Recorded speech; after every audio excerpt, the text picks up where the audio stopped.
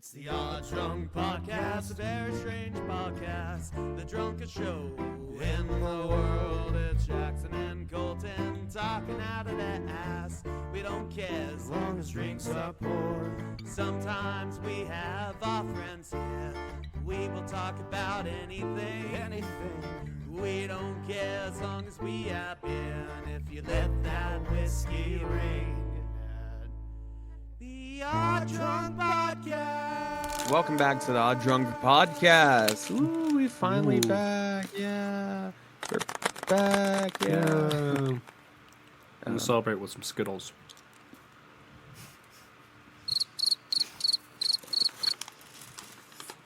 That's how that's my I'm internal going to eat this monologue. whole bag and then my tummy's going to hurt. But you know what? You shouldn't do that then. That, Fuck off. I'm an adult. Can't tell me not to eat a whole bag of candy. It's going to make your tummy hurt. Your stomach hurt. You're going to shit rainbows. Yeah. There Or just like, The Odd Drunk Podcast. there we go. That's the best. cut a little short. That's the best we can do with the intro there. Just the Odd Drunk Podcast. It works. It sounds like Odd Drunk Podcat. Ooh, what's a podcat? I don't know, but I want to know. Anyways, we are returning to our... We're here to finish off our Cryptids episode.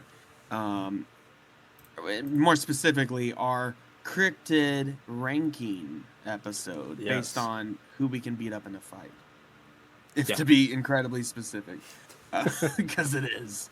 It's a very niche topic and a niche episode, but it's fun. And that's what matters. Now, let me get this Cryptid tier list pulled back up. Can you pull that up, Jamie?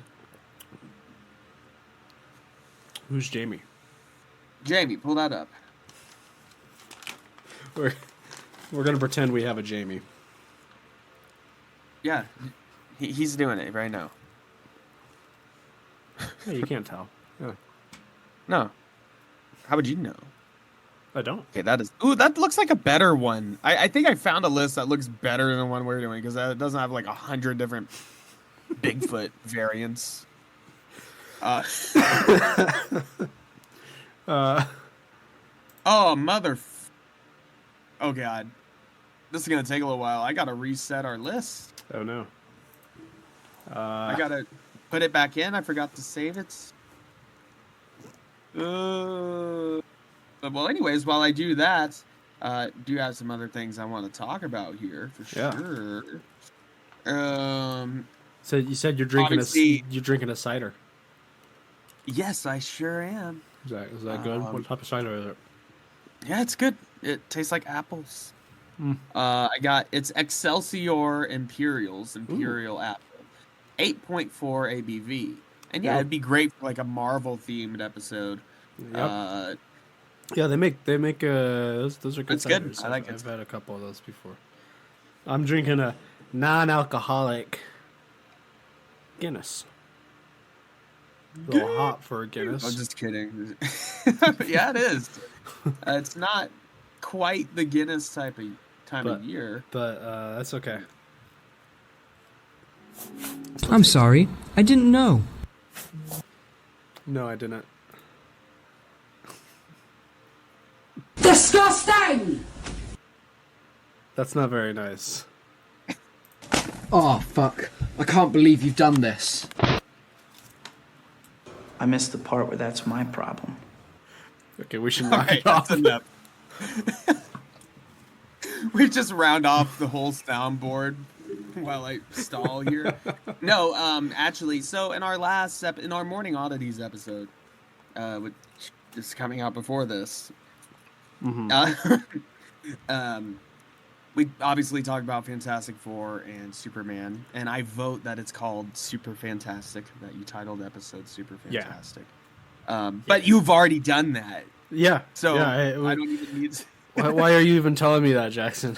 Yeah, We already titled tell you it. I don't know why you're just repeating what we've already discussed just already. repeating what we already have done. You know, timey-wimey. Wibbly wobbly, timey wimey. Yeah. No, but I think just to recap, yeah, they're both good. We Yeah. like them. Good shit. Yeah, good shiz. Mm. I want to tell you about, well, I mentioned I have a crackpot MCU theory as Yes. well. I do want to tell you about that. But before telling you about that, earlier, on my way back from work, I went and stopped by a record store. Give me 1 second. Yeah. He's going to get a record. I see it over there. I'm stalling for... I'm just saying shit. I'm going to drink a little bit of this Guinness here. Colton, riff! Yeah, I'm trying. Bitch.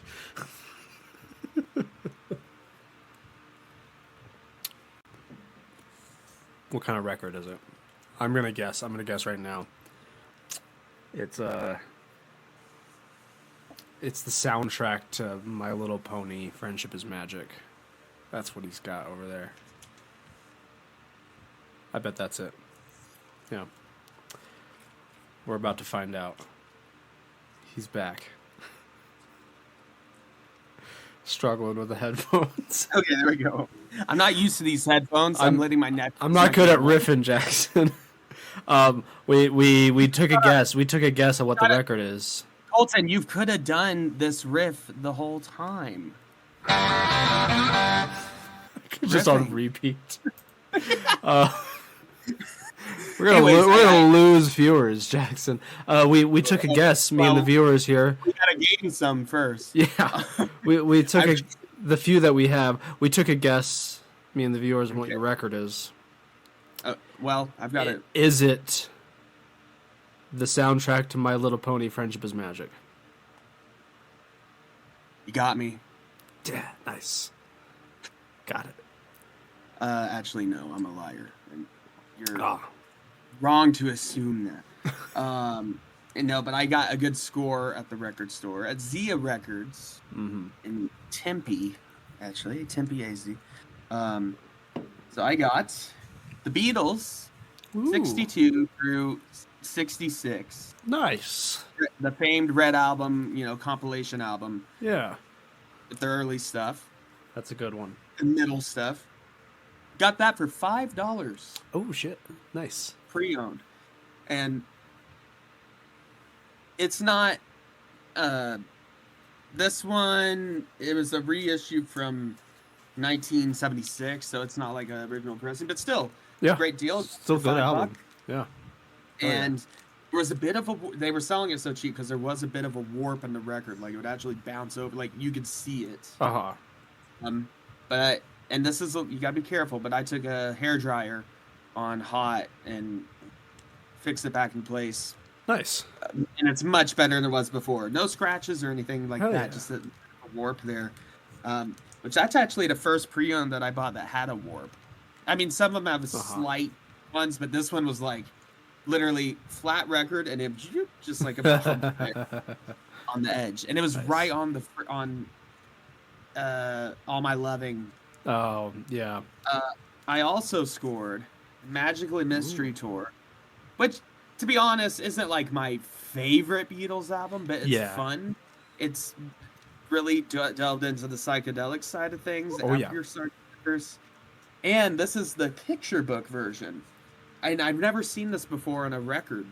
It has 24 pages of pictures and like words. It's like a book in there. Yeah. I've encountered a few records before that had like stuff like that with it. Yeah. Yeah, that's cool. It's got all the old pictures from the film. Oh, that iconic one. Oh yeah. This one, while not an original pressing, is from 1966. Nice. And it's one of the like second reissues. So yeah, good Beatles scores there. I saw they had a ton of Beatles stuff because most people already have, like, if they care about the Beatles, already have it, like what they want. Yeah. But with bands like that, with the big bands, I always like to check out the pre-owned just to see if they just find some cool treasures. stuff sometimes. Find some cool stuff, and get a good deal. That was $10. So Nice. $15 for 2 records. That's a pretty good deal. That's pretty good, yeah. Then a couple weeks ago, I got a couple Queen records for like $12 a piece, Queen 1 and 2. Oh, hell yeah. And I don't think they're reissues. Absolutely. Nice. At least one of them. I think the Queen 2 one I have might be actually the Queen 1. But and then of course we already talked about his passing, but rest in peace to Ozzy once again. I got Bark at the Moon. Hell yeah. Now, this is an old one. The legendary the album only cover. Yeah. This is the only Ozzy album they had available, and they also had Masters of Reality, which is my favorite Black Sabbath album, actually. Yeah. But they had Bark at the Moon, and already had Blizzard of Oz, so that, gets me started on the 80s stuff. And this is 40th anniversary remaster, so not like an old one. But cool blue vinyl. And, the colored vinyls. I think the color ones are cool. And like the transparent and stuff. And splatters, all that. But the paint records, they don't sound as good. No. Colored, you know what I mean? Yeah. And my Wizard of Oz is a painted record. And, it's not like a huge deal, but I can kind of notice some weird artifacts. Yeah. And I think it's literally from the paint. So I think so, yeah. they're fun. I have one that's like that. I have another record that's like a bright red, but it's the actual vinyl, like it's that's a clear one, and that one's cool. Those are cool. I love those. Yeah. And I like the splatters, and like when you are like one of them I have is like marbled, like the poppy I have is a pink and white marble, which is pretty nice. Cool. Anyways, eventually we got to do just an episode just talking about our record collections. I don't have like a massive collection, but like there's still plenty to talk about in there. I don't have a massive one, but it's definitely it's an addiction at this point. We were talking about my Bill Cosby record. Oh yeah, I actually don't know if I still have that, but didn't you get that in a grab bag or something? Yeah, the record store that used to be in town would do the $5 mystery grab bags, and it was like 3 records for $5. And I picked one up, and there was a Bill Cosby record in there, and I think someone else got a Bill Cosby record in theirs. So this must have been like they were trying to get rid of all their Bill Cosby records. Yeah, because he's a bit problematic. A little bit. I'm sure he had some visits to the Epstein Island. Oh, don't snipe me. Yeah, careful, Jackson. You're sitting by a window there. Right.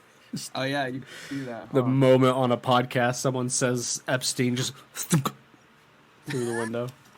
Right. It often feels that way. You know, often, I think, on both sides, there are a bunch of creeps and lunatics. Honestly, if we're going to get a little political, I think it's craziness just all together. Hey. It's almost like there's a lot of people out there who are creeps, and when you become rich and powerful, it makes it really easy for you to get away with being a creep. Yeah. Mm-hmm. Yeah. It's almost like that's like being a creep is not a political thing. It's just like some people are just fucking creeps, and we shouldn't give them any special treatment just because they're on one side of the political spectrum or another. If you're a creep, you're a creep. Yeah. And I think anyone that's on the list or had anything to do with trafficking or the P word, I'm just going to say it because I take these things seriously. Actual pedophilia and actual well, I don't want to get too dark here, but yeah, I mean, anyone that has been involved with that, regardless of political alignment, should be served justice, and I think the victims deserve that. And when certain people, the president, said that has claimed that, oh, it's boring, I think that's a huge disrespect to the victims. Yeah. Whether you were on it or not, why are you suppressing this? Anyways, let's Yeah. let's not go down that rabbit hole. But justice should be served. That's how I see it. This is a goofy cryptids episode. I know a guy. I know a guy who I've talked to him about it. And he's a big, like, over 6 foot tall, like, buff ex-Marine guy. Yeah. And he's pretty chill.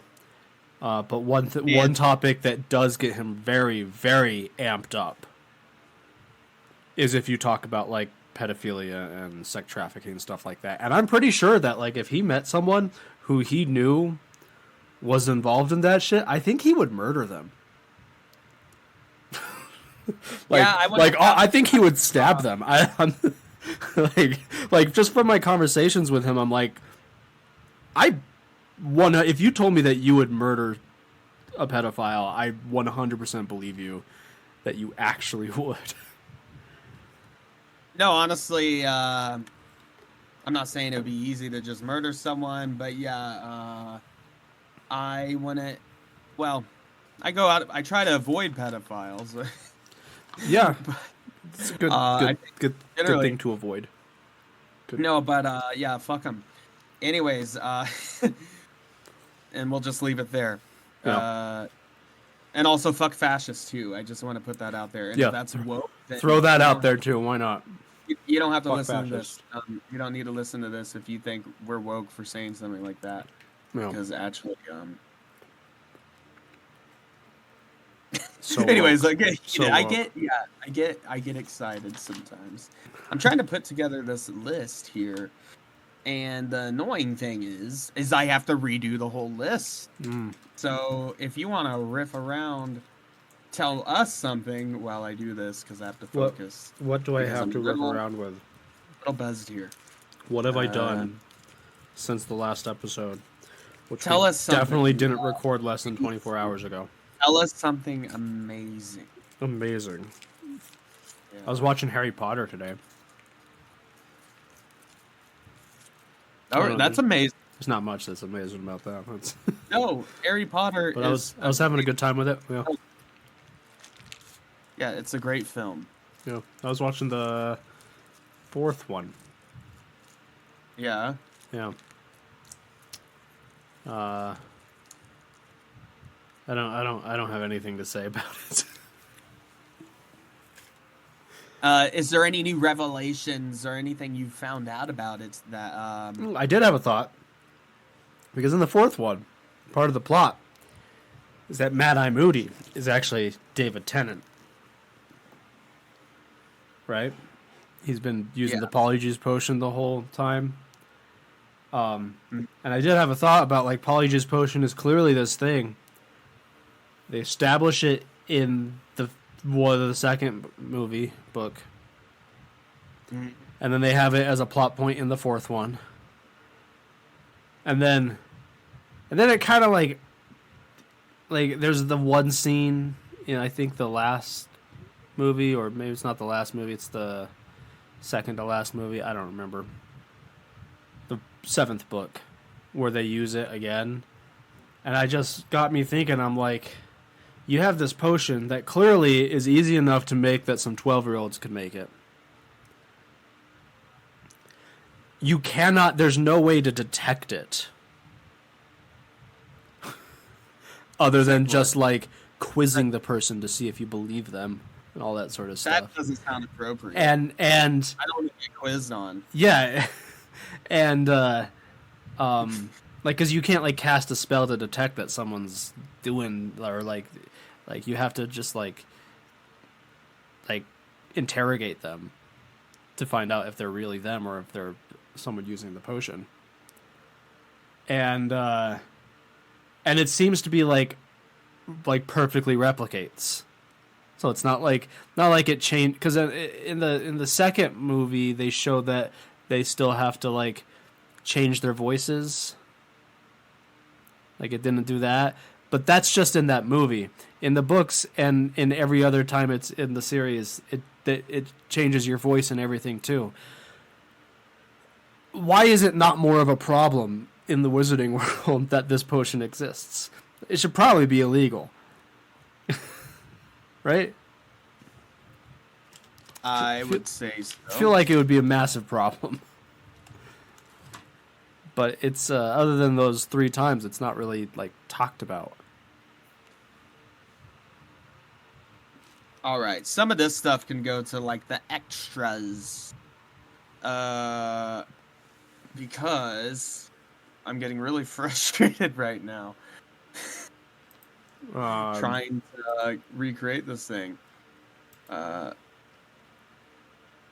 Anyways, like who's the wood booger?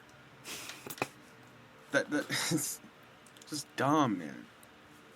So many Bigfoot variants that I have to get through just to finish making this. So far, who's your favorite Bigfoot variant? The wood booger. Wood booger? There's a guy with a white beard, and he's not even really Bigfoot. Do you have the same... He looks like a Bigfoot to me. Well, the picture I have is like a man with a blue outfit and white beard and a funny hat. I looked Like a up the wood booger on Google, and I got, well, first of all, I got the Wood Burger Grill in Norton, Virginia. The Wood Booger Grill. Yeah. But scrolling further down to actual, like the Cryptid wiki, he looks like a Bigfoot. Yeah? Yeah. Looks like a pretty normal Bigfoot, but... A normal Bigfoot. What makes him normal, Colton? This is a big guy with big feet and lots of hair. What do you mean? If I say Bigfoot and you picture Bigfoot, that's the wood booger. That's what he looks like. So basically just regular Bigfoot, just in a different place, because that's what most of these different ones are. Yeah, pretty much. Yeah. A more localized version of... Yeah, the only difference between all these different types of Bigfoots is sometimes some of them are depicted as meaner or nicer.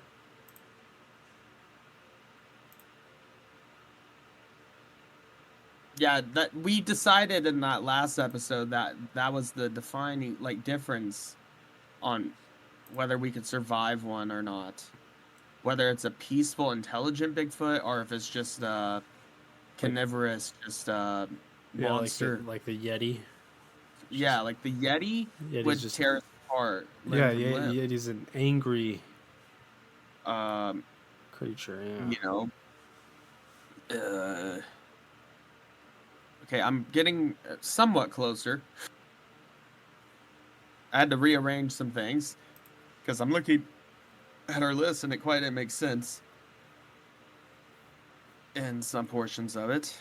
As in putting manhandle below draw. Like we would manhandle them and then survive and then die. Like that didn't make sense to me. Oh yeah, the goat man. I forgot about that one. Now the goat man, is he more man or more goat? Or is he just the goat? He's like a goat man. He is the goat He's like man. Yeah. That was really bad. That was rough. That's sad.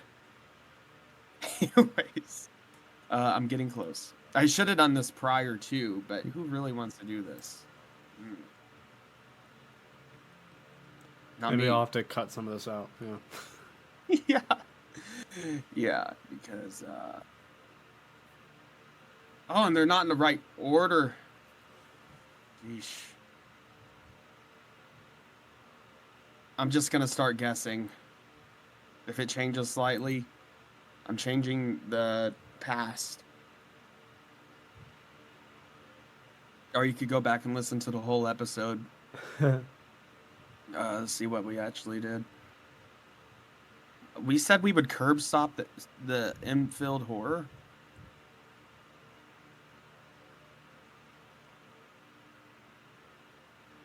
Yeah. Why? The Enfield horror is just like a little guy. Little guy like with a weird arm and like Yeah. like a little goblin. He's just like a little goblin dude. Oh yeah, there's a lot of Nessie variants too, Loch Ness Monster variants. And Because we were going off of like, because there's some like depictions of the Enfield horror that are a little freaky, but like the actual original like tale, like account of it, describes it as just like a little freaky dude. Like with like 3 eyes or whatever, and like with well, just like 2 really big eyes, and he's like a little goblin dude that's just like Great, apt description, Colton. Apt. That's my description of just any animal. I'm just like, it's got like 2 eyes, and it's like. That's good. So one time I saw a bird. I didn't know what type of bird it was. Let me know if you it sounds familiar to you. It had 2 eyes, and it was like, oh. A bird with 2 eyes. Yeah. Isn't that most birds? But yeah, but then it went. Oh. Yeah. That doesn't sound like any bird I know of. Oh. I got attacked by a grackle. Not too long ago. Excuse me? A grackle. Elaborate. You know what a grackle is? Enlighten me. They're like a type of, they're like related to crows. A grackle. Yeah. They're And what makes it special? well, it tried to attack me. I was walking on the river trail, and it started swooping down at me. It kept swooping at me. So it's an asshole, like a magpie. Yeah, no, they're usually not assholes like that. You cut out there. They're usually not assholes.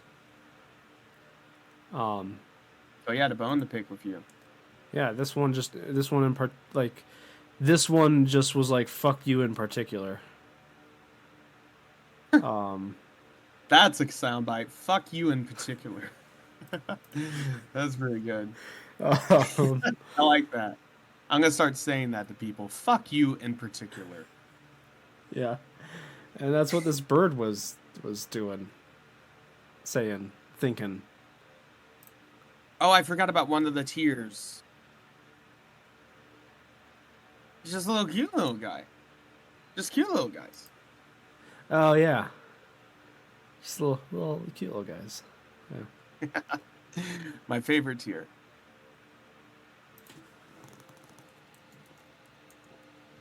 All right. But that needs to be towards draw area, I guess.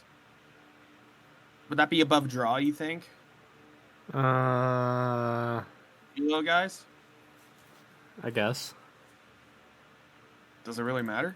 I don't think it matters.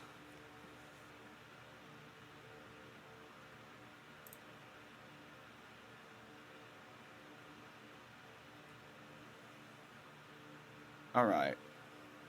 I finally caught up. I think, to our spot. Nice. We still have a lot to get through. All right, so you can edit that in like, oh, it just took him 5 seconds. Or he already had it ready. He already had it pulled up. Well, Jackson, so you can just edit that in. So retroactively make it now. We're okay. I have the tier list pulled up. You were so prepared. 2 seconds. Yeah, I was prepared. We were all prepared. And let's get I'm sending you a picture of the list. bird that attacked me. Oh, what bird that attacked you, Colton? Because of the continuity of this. We You didn't know. have that discussion. You know. Ooh, he has a wild eye. Yeah. Well, not that particular bird didn't attack me. It was just one of the same Wasn't kind. that particular bird that Yeah. like photographers? It's a great picture. You know, it's got some That'd be depth, pretty right? wild if I was like going through the All About Birds website, and I saw a photo. That's I was the like, bird. "That's the bird!" Like That's him. And I'm like, and then my someone who's you're like, it's not that bird exactly. I'm like, Yeah. no, it was that Anyway. exact bird. Here we go. Who we could be in a fight? Cryptids tier list. All right. Okay. And here's the ground rules. Basically, one version where it's just with literally our bare hands, like with what we would be equipped with as the Odd Drunk Podcast, as a group, yeah. just like out in their the cryptids environment. Mm-hmm. And then the second scenario where we have access, access to weapons and tools Yeah. and strategy that Like one scenario being we're walking through the woods, just like normal. Yeah. Normal Another one, we're people. prepared and like we have a shotgun, a 12 gauge slug. Yeah, like You know. we're hunting this thing. Yeah. So that's the ground rules, and let's recap. In fact, let me share. I'm gonna go off screen. Well, I'm gonna share my screen here Mm-hmm. for the tier list itself, and so you can watch along while we make this here. It's all custom, of course. I'm not just doing S A B C D E F G H I L and okay. Anyways, What? What? What? I'm not doing that. Oh, yeah. Okay. Anyways, we got curb stomp. Obviously, we all know what that means. Then we have manhandle. Then we have draw. Then we have just cute little guys. We have survive. We have hospitalize. I didn't spell out the whole thing because it didn't look right. And we bones, which means we're dead. Yeah. Okay. And in the curb stomp section, we have El Chupacabra, which is just a dog with mange, that Uh-huh. version. Yeah. The Jacobs photographs, because They're just photographs. photographs, you just rip them apart, you just Yeah. set them on fire, it's just photographs. Like, how are we going to get beat by a photograph? Yeah, it's ridiculous. Gosh, silly question. Then we have the Fresno Nightcrawlers. We basically figured out they're just pants, but they Yeah. also might have psychic abilities or telekinetic abilities or vague ghost abilities, but ultimately they're pants yeah. or just legs. Then the Enfield Horror, he's just a little weird guy. Then the Ring Docus, which is like a extinct dog or something. We have the Andean Wolf, which is just a wolf. And then we have the Aloy's Ape, which is not a cryptid at all, and literally just dead monkey propped up on a stick, and Yeah. he was just trying to make claim he found a new animal. Then a manhandle, we have the Hawkinsville Goblin. They may have lasers in some versions, or like armor, but the regular version is just a little weird goblin. So we said Yeah. we manhandle. So it just depends on It depends. if they have But lasers or not. ultimately he said, fuck them, we can manhandle them. But then we have the Jersey Devil, which this one I fought for the side that I don't think we could. I think we could survive it. But ultimately, you argued that we can manhandle it because, like, look at his little neck, and it's just a goat Yeah. with wings. Like he's spooky. But no one ever gets attacked by the Jersey Devil. And like, we could take it out with a 12 gauge slug. Yeah. Or, you know, with, Yeah. He's just like a weapon. deer goat bat thing. Then you have the Dover All Demon. three of those things are things you could take out with a 12 gauge. Yeah. Yeah. Actually, so it adds up. Then you have the Dover Demon, which is kind of like an alien gray, but also like a goblin. Then you have mermaids, but the picture of it is a dead corpse of a supposed mermaid, and I think that was our argument that we could beat a dead corpse. Or I forgot exactly what we said. I don't remember what we said but about that one. We were like, if it's not the Ariel version or like Aquaman, it's just a weird little hominid that swims Yeah. in the ocean. And then we have the Go Man. I forgot why we said we could manhandle him, but fuck him. And then we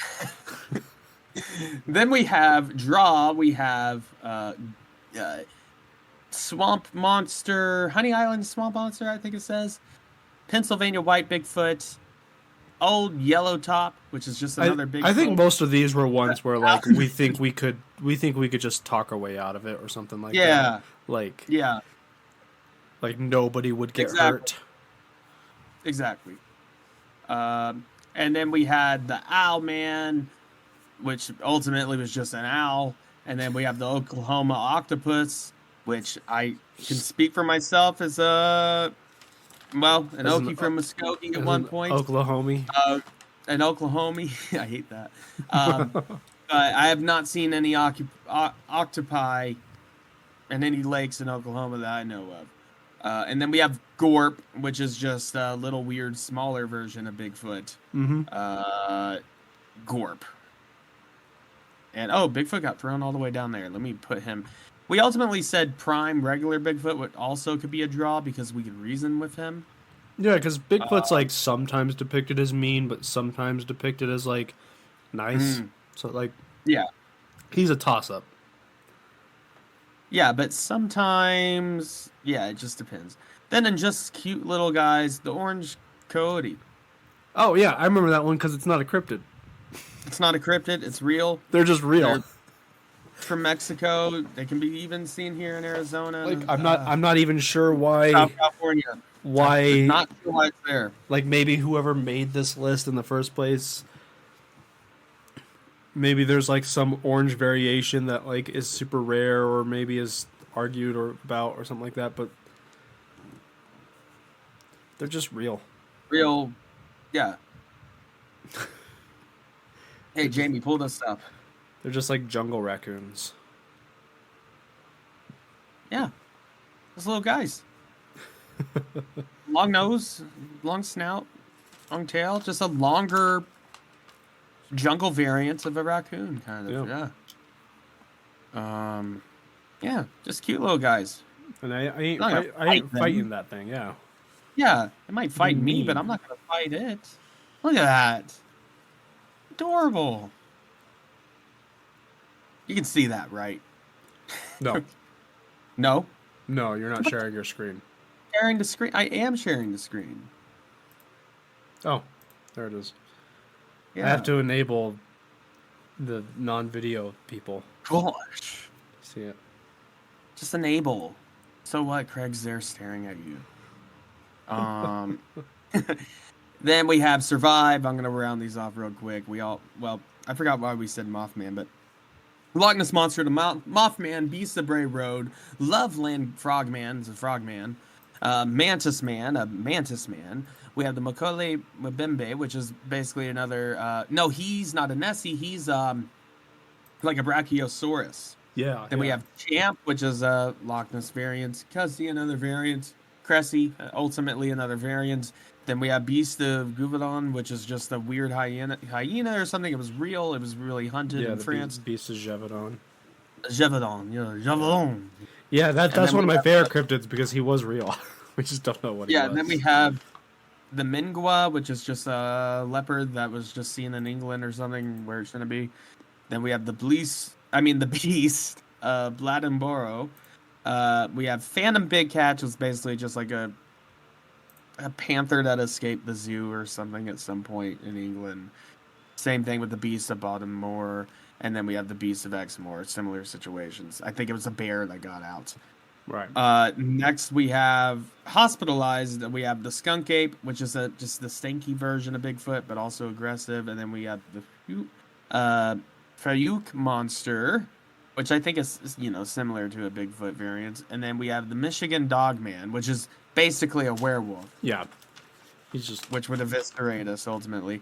And then we have the Mongolian death worm, and then we have the Dabachu. I do not know how to pronounce that right, but I know it's a Celtic, just a big otter. Yeah. It's a Scottish Irish thing. Then in Wee Bones, we have the Flatwoods monster from West Virginia, which is basically an alien in exosuit that with lasers and powers, and yeah, there's no way we stand a chance against that. Then we have the real El Chupacabra, the actual Chupacabra, who's like an alien dog or like monster, and yeah, would just eviscerate us. Then we have the Yeti, eat us for lunch, rip us apart. We would end up like Luke Skywalker hanging off the ceiling, but we want to have the lightsaber. We want to have the Force. Then we have the Ohio Grassman, which from the accounts that we read, he's an extremely aggressive Bigfoot variant. Then we have the Wood Booger, which I forgot why we said he would kill us. Was he like described as being aggressive? I don't know. Like Maybe he was. let me look at the lore. There's gotta be lore on this, yeah. The Wood Booger is a Bigfoot-like creature said to roam the forests of southwest Virginia. The name Wood Booger was given to the creature because it was often rumored to carry off young children like the boogeyman. Yeah, this is the one that eats babies. The cryptid was featured in Animal Planet, Finding Bigfoot, Virginia's for Bigfoot Lovers.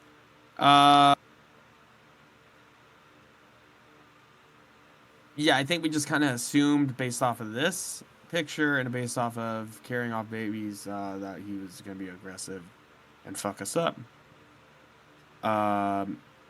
So yeah, there's that. And then the Lizard Man, like Kurt Connors, the lizard, basically. Yeah.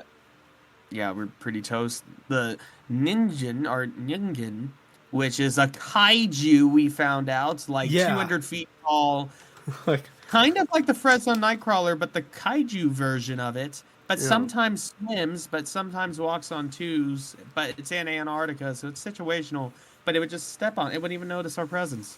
yeah. Then we have the Grafted Monster, which is basically kind of described as like a large kind of a clay face type of monster. Like a large, yeah, like a golem type of thing.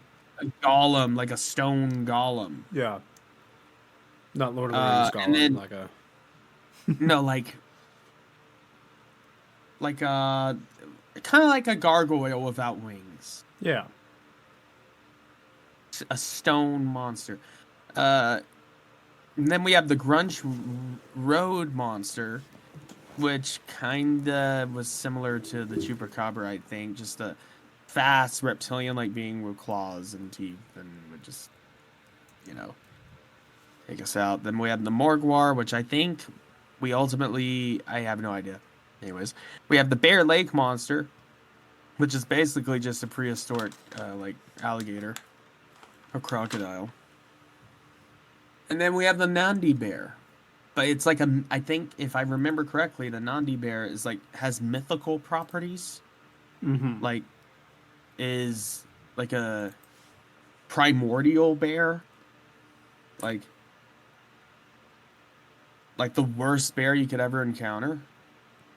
Yeah, Nandi bear. In East African folklore, Nandi bear is said to live in East Africa. It takes the name from Nandi people who live in Western Kenya, an area where it's reported from. Wait, let's look at the wiki. It's widely regarded as a composite cryptid created by lumping together reports of distinct animals, both species, and genuine cryptids. Giant forest hyena. It's either like a bear. It's like a bear hyena hybrid. If it was real, you know what I mean? Yeah. It's mostly just like misguided sightings. But ultimately, we said it would beat us. All right, now that we're caught up, okay, Yes. we have the tailed slow loris, which I can hardly see the picture, but it looks like a sloth. So a slow loris is a real type of animal. And get this. They don't have tails. Huh. Yeah, it's kind of like one of the monkeys in Madagascar. Yeah, it's just like a weird looking like monkey type creature. They're kind of Yeah. cute. So I guess Yeah, there's he's a a cryptid cool of it guy. out there where someone thought it had a tail. So it's just a cute little guy. I think it's a cute little guy. Yeah. Kind of more weird beady eyes, but cute. Yeah, cute. Yeah, they're a little Then weird we- looking, but A little weird, but still cute. Then we have the water elephants. There's a Water elephants. Let's see. Well, these are just elephants in the water. I shouldn't be in images. hippo. Let me go back. Water elephant is an African cryptid described as a small tapir-like elephant that is semi-aquatic. It was first sighted by a hunter who wrote about it in his notes but failed to bag them. Notably, an elephant didn't have any visible tusk. No African tapir species are known. So they just think just a little weird tapir elephant Yeah. species with no tusk. And yeah, I mean, I think well, it doesn't say how big it is supposed to be. But I don't think it is big. Yeah, small. Yeah, small one. So I think we I mean, that almost falls in cute little guy territory, Well, but Well, I think like depends on like was this Drawing. sighting like some weird tapir type thing, or was it a missighted like hippo or something if like it's that? actually a hippo, we bone. Well, yeah, we both. Anyways, draw. Yeah. Ultimately, we can't really decide. Then, ooh, what is this? It's got an accent on it.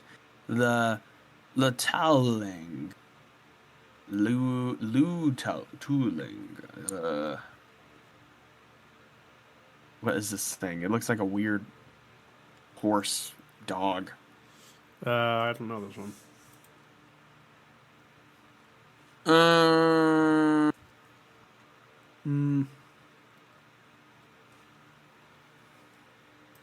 Well, I'm trying to figure out what it is first before I beat it. A donkey-headed wolf. There's a cryptid recorded across China. Okay, that makes sense. That does sound true.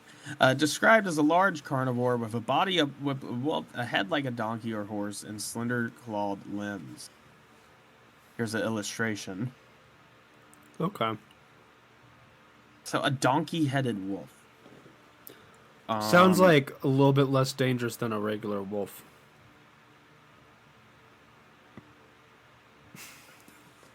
I don't know if it has like horse strength though. I mean, one kick can kill you. But they said the body of a wolf, though. So I'm imagining Yes. just like I'd say that. if it was the opposite, like a wolf-headed horse. Oh god, that'd be terrifying. That would be terrifying. God, I don't even want to imagine that. Thank you for putting that into my head. I think I think we would I survive think it. manhandled. Manhandled. Survive it. Survive or manhandle. There's no in between. Well, yeah, there is. But I think. Well, we did say, could we kill it with a shotgun slug? Oh Yes. yeah, yes, And we would. yeah. We could absolutely kill it with a shotgun slug. Yeah, just take it behind the barn and put one between the eyes. This one, I love this one. I don't know if you can see it. Just giant spiders. Yeah. I think that's pretty self-explanatory. I think we bones. How giant? But then again, if it's even like the ones they have in Australia, yeah, we're boned. Like boned. I'm boned. Like just burn everything, right? And if it's a giant spider, again, that's a little vague. How big are we talking? If it's like as big as a Volkswagen Bug, then yeah, we're boned. But even if it's just relatively big, like bigger than my hand, I do not want to be around that or in the room. Anyways, I would say we're boned. Yeah. Next, we have the Kasai Rex. Now, this one has me interested here. Let's see. Is it a T-Rex? It's like it looks like it's like a T-Rex. Yeah. Yep. It's a gigantic theropod cryptid from the Kasai Valley of the Democratic Republic of Congo in Africa. First sighting in 1932. Whoa. It's said to be a surviving species of a theropod dinosaur, such as Tyrannosaurus rex or Gigantosaurus, as the cryptid's namesake. Although quite a low possibility, if it is indeed a living African theropod, it's likely a species of a Spinosaurid, Abysosaurid, or Allosaurid, which I know they would fuck you up. There are known, of course, there's no species of Tyrannosaurid who ever recorded and depicted in Africa because, yeah, they died 65 million years ago. Let's go into the sighting. One day in 1932, the experienced Swedish hunter John Johnson, sometimes called Johansson, wanted to hunt a huge elephant, so he and his servant left their camp in Cape Town. They crossed a swamp until finally reaching the savannah in the Kasai Valley, which seemed desolate, as there were no no animals anywhere. That was until the servant yelled in excitement when he saw 2 elephants. So Johnson got his shotgun ready. Yeah, shotgun ready. I love it.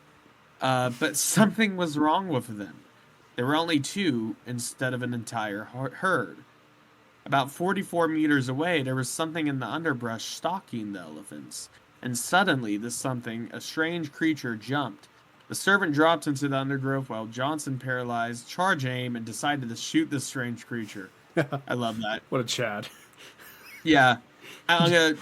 This is potentially the greatest scientific discovery in zoology, in the field of biology, but I'm just going to blow this thing's head off. He shot the creature 3 times, and only 1 shot hit it, hitting it in the back. The creature backed away and left. Johnson got his servant up from the ground and decided to go back to his camp in Cape Town. But first they had to cross the swamp. When they were halfway across the swamp, they heard a splash, thought of crocodiles. Johnson looked everywhere until they saw 22 meters away the same creature they saw in the savannah, tearing the hump off of a rhinoceros. Oh. And that with 1 bite tore one of the rhinoceros's legs off. Johnson's servant ran terrified while John stayed there. He immediately thought of shooting the creature. Again, I love it. Just shooting first, ask questions later. But remembered, terrified that the servant had taken his shotgun. But he still had his camera, so he took a photo of the picture, which upon hearing the click, sank quickly into the lake. While the rhinoceros body floated in a pool of blood. So do we have the supposed photo? Mm-hmm. It's a really small little JPEG here.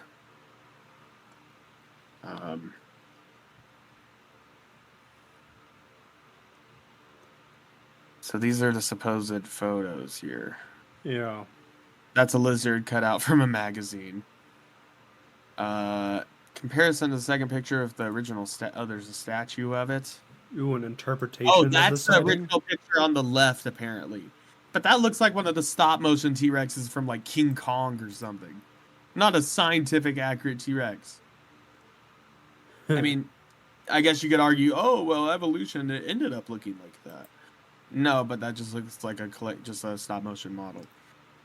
But we're gonna pretend it's real, and that it's actually a living theropod, a living, T-Rex. Yeah, we thing. bones, I think. Oh, ew. Might be that thing. The Verano. Either way, could have been a Komodo dragon. I don't think they're there. In Africa, are they? I don't know where Komodo dragons are native to. Oh, here's another interpretation. Yeah, we're boned. I mean, if we'll just, suspend disbelief. And yeah, it's an actual T-Rex. And I don't think we're even killing that with a shotgun. I think you'd need some heavier ordnance for that. And, yeah, we're bones. Most skeptics believe that the Kasai Rex is actually a species of giant monitor lizard. Since they can stand on 2 legs at times. And because of what T-Rex reconstructions were like in the 1930s, a T-Rex from the 1930s and a giant monitor lizard on 2 legs would be very similar. In addition to this, the monitor lizards, including the gigantic Komodo dragon, are expert swimmers, which agrees with the legend of the Kasai Rex being a swimming animal that lives in some swamps. But just assuming it's the actual dinosaur, we're dead. Hell, even if it's just a Komodo dragon or something, I don't like those chances. Yeah. So, Yeah. yeah. Best case scenario, it's a Komodo dragon. Worst case And- scenario, it's just an actual T-Rex. Yeah. Either way, not something I want to fuck with. Next, we have a giant Congo snake. I say we're boned, like automatically. Yeah. Like, I don't think there's much we even need to research. Big giant snake, big enough to be considered a cryptid of some kind. Yeah, I don't think we have good chances there. What's this next one here? Yeah, 50-foot Congo snake. How about no? That's like the basilisk in Harry Potter. 100 feet long anaconda. Jeez. Yeah, just how about no? Yeah, no. Okay. God, we got a lot of these to get through. Yeah. Okay. The next one. Looks like some sort of big lizard. The Naguma monene. Probably a monitor lizard. Okay. Big Just monitor real. lizard. Yeah.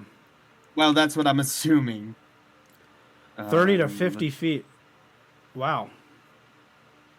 Okay, that's rather large. It's pretty big, yeah. Yeah.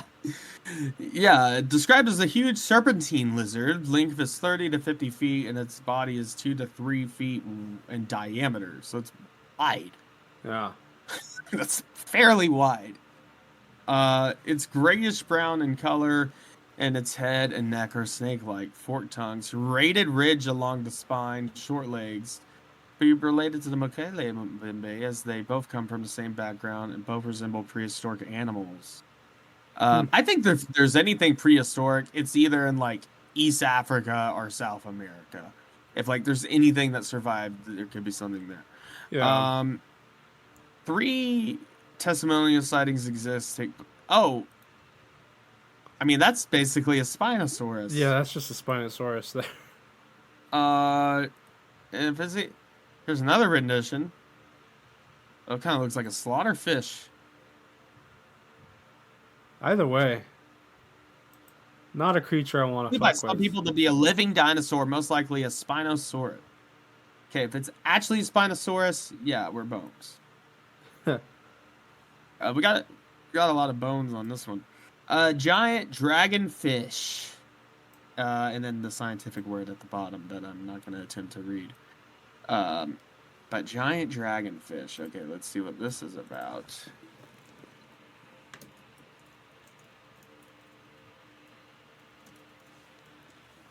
Let's see. That was kind of tight. Okay. Oh, yeah, big freaky fish. Yeah, How- giant dragonfish, also known as the untouchable bathysphere fish, is a cryptid reported by marine biologist William Beebe during a bathysphere dive in the Atlantic Ocean near Bermuda on September 1932. Described the fish as being approximately 6 feet long, significantly larger than the largest known dragonfish at the time.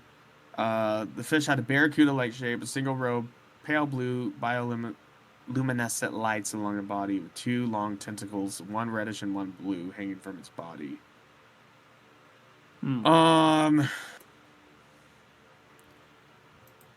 This Yeah, is a tough there's a- one because it's like a deep sea fish. Mm-hmm. So what situation would we possibly... I think any situation where we might be fighting this thing in an environment Underwater? that we can survive in the first place. Mm. And Well, if it's then- an arm fight, Yeah, that's then we would destroy it. But like, if we were underwater, especially at those depths, we'd just be dead already. so what are we saying here? I don't know. where to put this one. It's either we bones survive as long as we or don't go to water. we curb stomp it. It's just flopping on the ground. I would just put survive. As long as we don't go in the water, we have nothing to worry about. Just don't go in the ocean. No, what's this guy? Another fish or something? The palid saphlin. Again, if it's similar, I'm going to just put it in the survive category. 5-line constellation fish. Okay, cool. Survive. Just fish. Just okay, now this piques my interest. Abyssal rainbow gar. That sounds like a Bloodborne boss or something. The abyssal rainbow gar. And he's got like a big like axe that turns into a shotgun and electricity everywhere. This cryptid deep sea fish reported once off Bermuda in the Atlantic Ocean. Again in 1934. Again by William Beebe. God damn, William. Yeah. Given a lot of these ones we just got churned through. Good. Thanks for your discoveries. Oh, it's possibly a needlefish. Okay, well, in any scenario, I think we could beat that. Like, sorry. Yeah. Cool name, though. In fact, yeah, I'm going to say even if we were underwater, we could handle that thing. Okay, I can hardly read this. 3-starred anglerfish. Again, another deep sea one. You know, it just depends. If we're actually in the crushing pressures of the ocean, I think a fish is the least of our worries. Yeah. Again, another deep sea fish. I know it is. So it's just getting lumped into survive. Another fish, but this one, however, looks like... I want to look this one up. Looks like some weird flounder or something. Nope, not Nexus Plus. Whoops-a-daisy. The Deep Star 4000 fish. Yeah. What the hell is that? I don't know. You want to look it up? I'll look up this one. I have the Trieste fish. Cryptid deep sea fish reportedly seen once in the Challenger Deep, the deepest known point in the Mariana Trench. Yeah, again, if we're down there, even if we're in a sub, we all know what happened to the Ocean Gate, Ocean Gate sub. Yeah. Yeah, actually, that makes me... Anyways, we put survive. But I don't like thinking about that. Cleary's fish. What is Cleary's fish? The Deep Star 4000 fish was supposedly a fish seen by the crew of the Deep Star 4000 submersible during the 1966 dive. It was estimated 25 to 40 feet in length. Okay. That's massive. So big fish. Yeah. Again, I think still in the survive category, though, because we just don't go in the ocean. Yeah. Then I have Cleary's fish, was a cryptid giant lobefin fish reported once off southeastern Japan in the Pacific Ocean during a surveying expedition in the Diving Bell by British diver Mike Cleary in around 1992. Cleary described this encounter in Malcolm Smith in January 2002, around 10 years after the sighting had occurred. At the depth of 1,700 feet, a large unknown creature appeared. We began circling the diving bell. According to Cleary, the animal is 25 feet long and somewhat fish-like, with horizontal undulations, a single elongated dorsal fin, and no neck. A barracuda-like teeth. I think it's a little more dangerous than the just fish. Right. But I think it's all these like fish type ones are still like, if I'm in the water, I'm fucked, and if it's on land, it's fucked. Yeah, it's just kind of got to go there. Next, we have deep sea spider. Bones again. The big giant spider thing. Yeah. Hey, you can make your argument, but I don't want anything. I was to gonna do say, with aren't that. sea spiders like a real thing? They are a real thing. I guess we could survive it, but I don't like that. Okay. if we had a nope, maybe we should just have a nope category. You know? Yeah. Just I don't like this one. Yeah. Just Gwyneth Paltrow. No. Gwyneth Paltrow. Gwyneth Henry's. She's blog. telling us her goop or whatever. Would we survive that if we put that on our skin, or would it just melt through? Yeah, I'm gonna put nope at the bottom. Okay. So deep sea spider, that's a nope for me. Let's Yeah, see. Gwyneth Henry's blob. Oh, curb stomp. I don't even look It's at that thing. It's just a blob. it's a blob. Blobfish? It's literally just like unidentified sea creature. Oh yeah, curb stomp. Then we have the long-necked seal. Any guess as to what that is? Is it a seal with long neck? Again, yeah, I think we can manhandle that. Yeah. Actually, that is kind of a terrifying prospect, and seals are actually can be rather Well, large. how large is this seal? Is it like seals? Yeah, if it's like kaiju size, then long seal, long-necked. It's awkward typing in one hand. Long-necked seal. Long-necked seal is a hypothetical species of earless seals. It was first described in 1681 by Hamya Grew, based on the skin of an unknown province in the Museum of the Royal Society. An illustration of the specimen was published by James Parsons in 1751. 1792, Robert Kerr gave it the specific name Phoca mutica. In 1800, George Shaw proposed the alternate scientific name Phoca longicollis. The skin was not relocated since then, so the existence of the species remains unconfirmed. So it's currently just a skin that they have or found. So it's possibly just a seal. Possibly just a seal. Now this one looks interesting. Interesting. The rope. The ropin, It's which almost looks like rodin. It's a terrace. Ropin meaning demon flyer. Is a cryptid thought to be either a big bat or a pterosaur on New Guinea. It's said to produce light, possibly to attract fish. Yeah, if it's actually a pterosaur, I think we're gonna have some trouble there. Yeah. Let's see. Reported to have a wings. It says purportedly lives on a diet of fish, though there have been some reports of the creature feasting on human flesh, especially from grave robbery. It is reported to have a wingspan of anywhere from 12 to 100 feet. 100 plus. Uh-huh. Then I think we're boned. Yeah, we're boned. It's got the aerial advantage. It can just swoop down, claw us, grab us. We're done.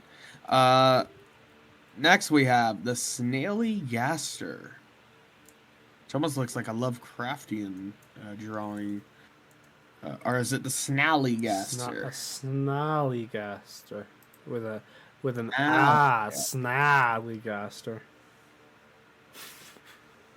Snallygaster, I hardly know her. A snallygaster.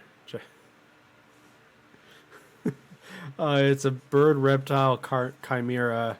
Snallygaster, I hardly know her. Okay. I apologize. That's good.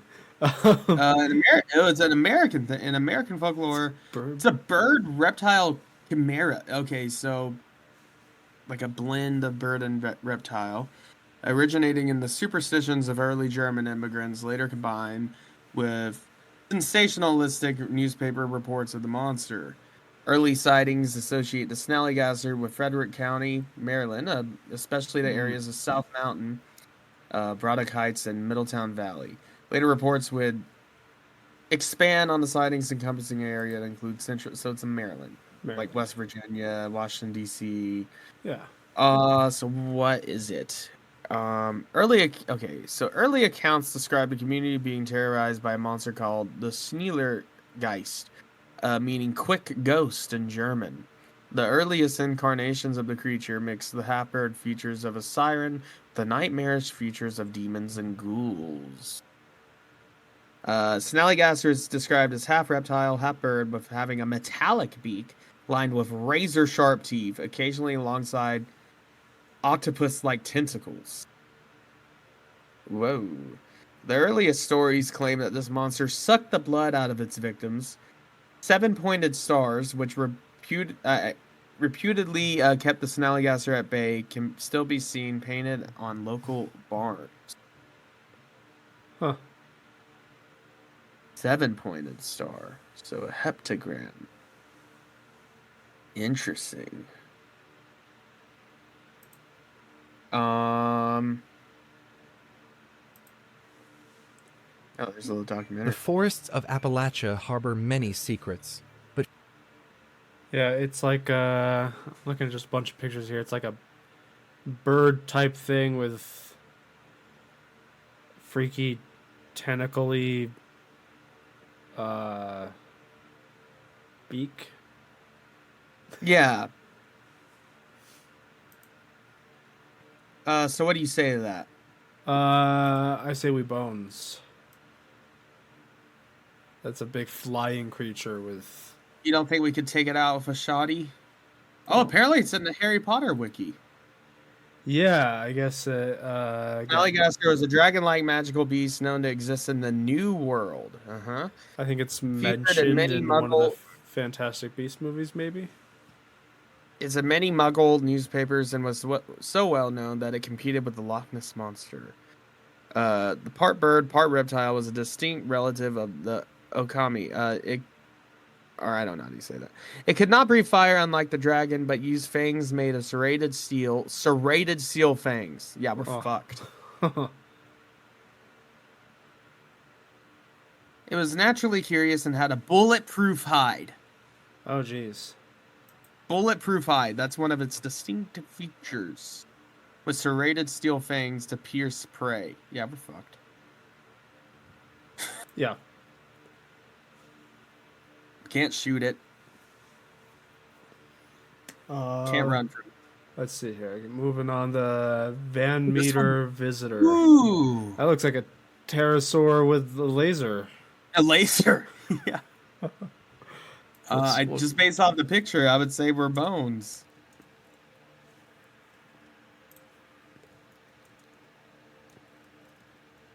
Let's see. 121 years ago, a strange creature was said to have paid a visit to the small town of Van Meter in Iowa. The strange events occurred in October of 1903. Several respected members of the community told of a mysterious winged creature that terrorized some of the town's residents during several nights in the course of the week. Descriptions of the beast suggested that it had large bat-like wings, left a terrible stench wherever it went, and even stranger, it fired beams of bright light from its forehead. Yeah. It's a pterosaur with lasers. Want to bet it was actually like an owl or something. Probably. But the bizarre account recalls how several of the locals attempted to shoot the beast, but their gunfire didn't appear to have any effect. Huh. What do you think? Do you think we're boned, or do you think We're maybe boned. hospitalized? I say we're boned. If it has lasers. It's got lasers. Ooh, this is one of my favorites. The giant condor. Not familiar. Which is, it's exactly what you think it is. Is it a condor? But it's considered. Well, this is in the kaiju wiki, okay? Giant condor is a giant bird kaiju who first appeared in the 1966 Toho Godzilla film Ibira Horror of the Deep. The creature later appeared through stock footage as Giant Eagle. And anyway, let's look at the cryptid So the Andean condor. Hmm. No, that's actually a real thing. I know about the Andean condor. Yeah, Yeah. it's the biggest bird. It's got like a massive wingspan. It's pretty much a kaiju. Just what if a condor was really big. Yeah. Just really, really big. Let's look at its stats, okay? Powers and abilities. Giant condor is capable of flight speeds up to Mach 1. So the speed of sound. While not exhibiting any uncanny abilities during his brief encounter with Godzilla, the giant condor was shown to fight tooth and nail using its sharp beak and talons, as well as ramming into him. The giant condor was not shown to be particularly resilient, being easily repelled by Godzilla and dispatched with a single blast of his atomic breath. I think we So it's just canon. He's a canon father kaiju for Godzilla. We are not Godzilla. We are two men. So yeah, we bones. The Whoopertinger, which looks like a jackalope variant. Yeah. But they can have magical powers, right? And like put a curse on you. Jackalopes? Yeah. I don't know. I thought jackalopes were just like they're not magical. They're just It's a rabbit with antlers. yeah. Wolpertingers. Oh, it's got wings. German folklore. So it's one of the rarest mashup creatures that even has the strange behavior of being in love with human females, despite the creature being mostly hair. Okay. Beast type, rabbit, length 2 feet, height 18 to 12. Yeah, it's just a rabbit with wings. And a squirrel. Okay, so it's a hare only with a squirrel's tail, antlers like a roebuck, wings like a jay, hind legs with the feet of a duck, and saber teeth instead of the constantly growing lagomorph teeth found in all other rabbits and hares. Okay. Powers and abilities. It has the ability to fly with its jay wings, enhanced agility. It's just as agile as a normal rabbit. Enhanced hearing, has hearing just as good as a hare or rabbit. Has the ability to run as fast as a hare. Can jump high as a hare/rabbit when it cannot fly. So it's Enhanced swimming, can swim better than all other lagomorphs due to the duck feet and its hind legs. Tunneling, it can dig the same as the rabbit. Immortality. Whoa, that escalated quickly. Every ability was just like, yeah, it's just as good as a rabbit. Now, immortality. Okay, it cannot die of old age. It has poison immunity, immune to all toxins and diseases. Magic immunity. Okay? Immune to all forms of magic. good to know because I was planning on using magic against it.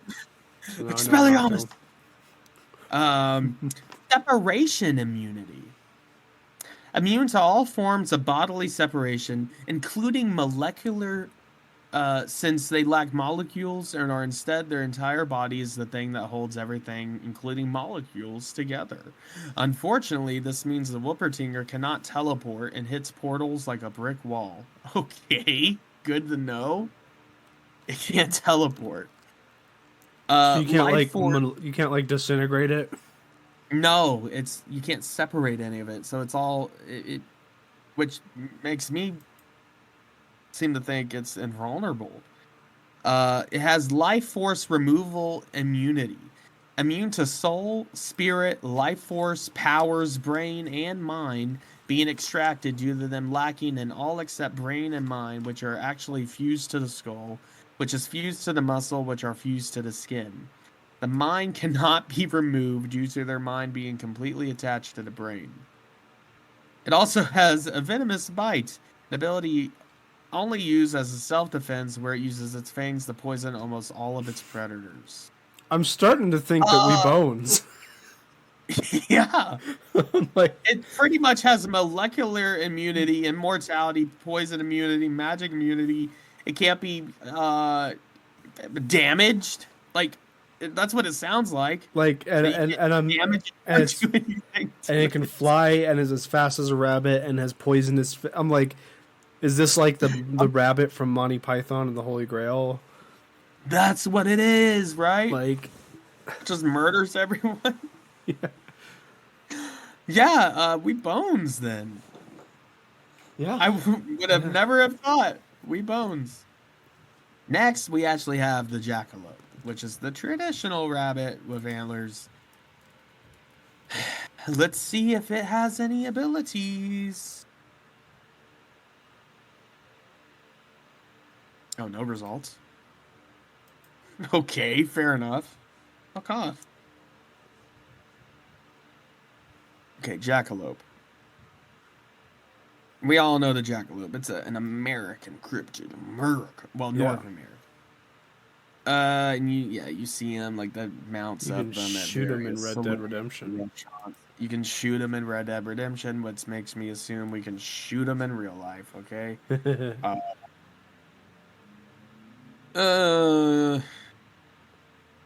Okay, let's look. The Legend of the Jackalope, Live Wild magazine. Yeah, correct me if I'm wrong. I didn't think they were like magical, but maybe they Well, are. the Whoopertinger is. It seems to be the like demonic variant of it. Because like that's what's questioning. Because I didn't think the But the Whoopertinger would be Jackalope, right? either. The Jackalope just seems like a cute little guy, kind of. Like I wouldn't want to fight it. Like, I think he's a cute little guy. Cute little guy.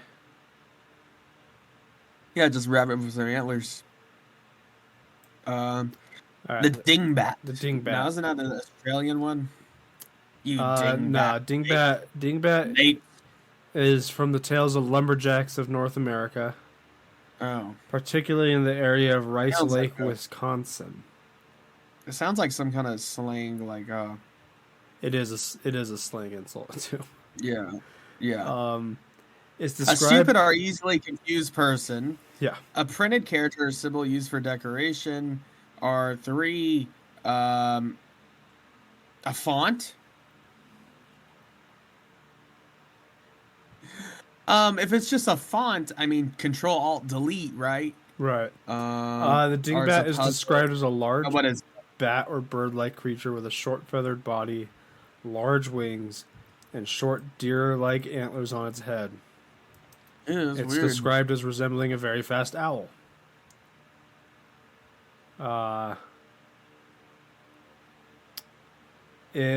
special When he's powers like or a abilities. horse, lives on a diet of gasoline seasoned with bullets.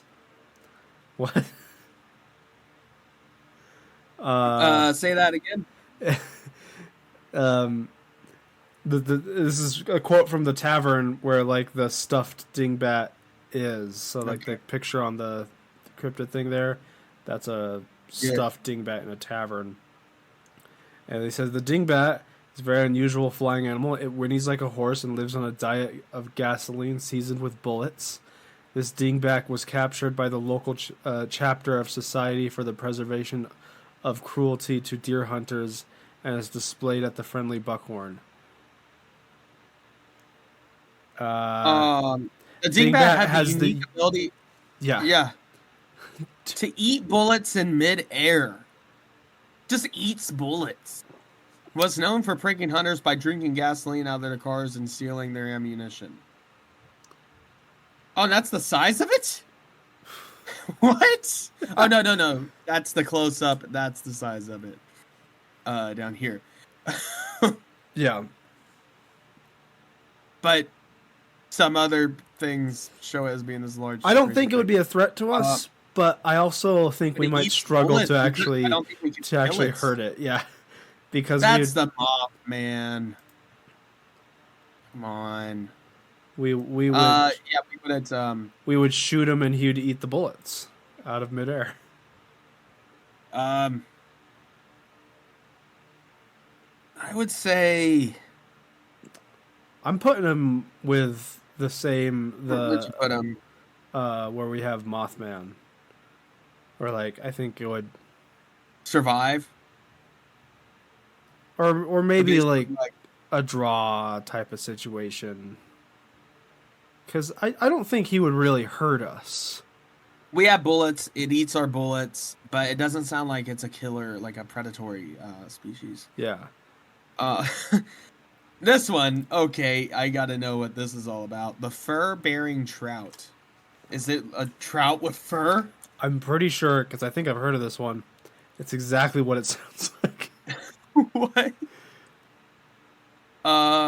Ooh, okay. The fur-bearing trout, or furry trout, is a legendary... There it is. Just a trout that they put faux fur on it. It's Or just, just trout fur on with, it. it's just a trout with hair. The fur trout is a legendary creature found in American folklore and Icelandic folklore. According to the folklore, the trout has created a thick coat of fur to maintain its body heat. Tales of furry fish date back to the 17th century and lady the shaggy trout of Iceland. The earliest known American publication dates 1929, Montana Wildlife Magazine by J.H. Hicken. Taxidermy furry trout produced by Rossi Job is a specimen at the Royal Museum of Scotland. It is a trout with white rabbit fur ingeniously attached. So that's the one we just saw here.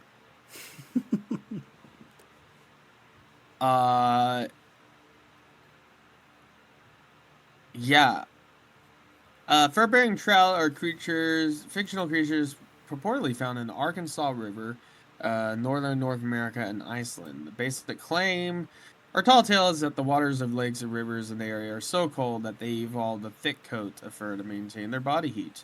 Another theory says that it's due to their 4 jugs. Wait, due to 4 jugs are 2 bottles of hair tonic being spilled into the... Oh, hair tonic being spilled into the Arkansas River.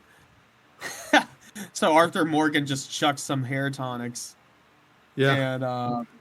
And created the fur trout. That's exactly what happened. Yeah, that's the canon. Yeah, I mean, it's just a furry trout. Just put it with the other fish. Yeah, I mean, well, I think even...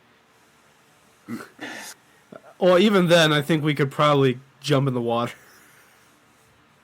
Yeah, and just mud wrestle it. Yeah.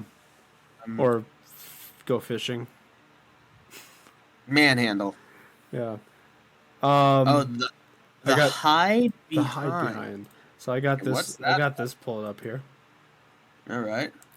It's a nocturnal, fearsome critter from American folklore that preys upon humans that wander the woods, and was blamed for the disappearances of early loggers when they failed to return to camp. As its name suggests, the hide behind is said to be able to conceal itself. When an observer attempts to look directly at it, the creature quickly hides behind an object or behind the observer, and therefore cannot be directly seen.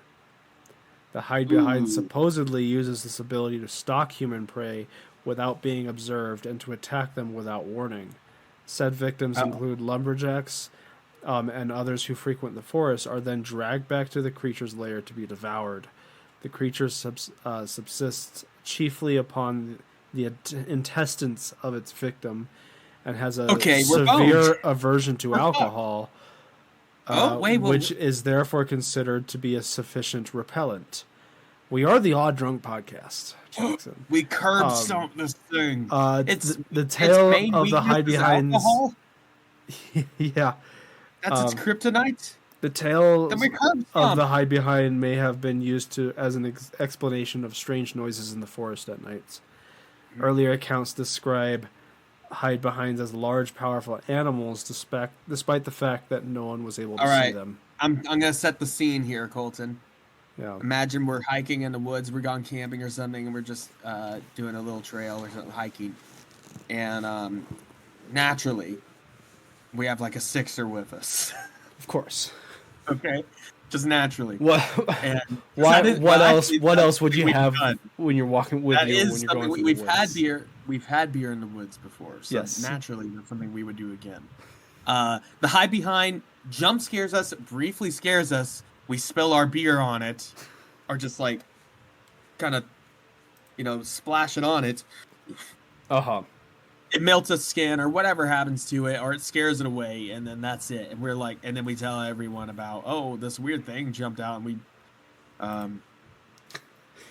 just spilled some beer on it. Just be like, that was weird. That was weird. That was a little... or possibly it follows us back to our camp, and then we crack open some beers, and it's like, oh shit, yeah, and it runs away. Yeah. Anyways, yeah, and we'd just be like, what was that noise? That's the first curb stomp we've had in a while. Yeah. For a moment there, I thought we was going to be weak bones. It sounded like we were done. Yeah. But then, alcohol. Aversion to alcohol. Yeah. Maybe it's just a. That's a pretty cool cryptid. Recovering alcoholic. It is. No, if it was on coolness, it would be like an A tier or S tier. Yeah, I've never heard of that one before. But it has its own Wikipedia page, not just the Cryptid wiki page. Oh, wow. Does it have any other abilities? Let me go to the actual Cryptid wiki page. Yeah, see what it says. While you get that ready, I'm going to pull up the hoop snake. Let's see. Oh, advertisements. Get Brave Browser. No advertisement. I would highly recommend Brave Browser for everyone listening to Not Drunk Podcast. Not sponsored, but I would recommend it. It doesn't say anything on here that the Wikipedia page didn't say. As you can see, I exclusively use Brave Browser. Give us a sponsor. Search the web privately. Brave VPN. It even tells me 2,505 trackers and ads blocked, 54 megabytes of bandwidth saved, and 3 minutes of my time saved. And time is money, and money is time. And we have a limited amount of time. And we all are going to meet our maker one day. So 3 minutes was saved. Anyways, Brave Browser. Little advertisement there. Yeah. Yeah. Now give us money. The hoop snake is a legendary creature in the United States, Canada, and Australia. It appears in Pecos Bill's stories, although his description of hoop snakes is one with which people are most familiar. Stories of the creature predate those fictional tales considerably. Several sightings of the hoop snake have been alleged along the Minnesota-Wisconsin border and the St. Croix River Valley, recently Hudson, Wisconsin, Wake County and Watauga County in North Carolina, Prince Edward Island, and Kamloops, British Columbia. According to folklore, the distinguishing feature of the hoop snake is that it can grasp its tail in its jaws, like the Ouroboros of Greek mythology, and roll after its prey like a wheel. Yep. What? That's pretty much it. That's like one of those skeleton wheel things that come after you in Dark Souls. Oh yeah. Souls. Just a snake. In one version of the myth, the snake straightens out at the last second, skewering its victim with its venomous tail. The only escape is to hide behind a tree. Okay, listen. These are their only escapes. Hide behind a tree, which receives the deadly blow instead, and promptly... I thought it was going to list off. It just says get behind cover, and then it'll smack into that. Just smack against it, yeah. An Australian rendition of the myth describes a circular-shaped snake roughly the size of a steering wheel, with a set of elongated spines evenly spaced along the inner lining of its circular-shaped body. It's hypothesized that the snake has the ability to rapidly constrict, quickly reducing the circumference of its body to entrap the limb of a kangaroo, wallaby, dingo, or a human. Hoop snake is mentioned in a letter from 1784, published in Torah in the USA, Volume 1, London. As other serpents crawl along their bellies, so can this, but he has another method of moving peculiar to his own species, which he always adopts when he is in eager pursuit of his prey. He throws himself into a circle, running rapidly around, advancing like a hoop, with his tail arising and pointed forward in a circle. by which he is always in the ready position of striking. It is observed that they only make use of this method in attacking, for when they flee from the enemy, they go upon their bellies like other serpents. So it's an attack move.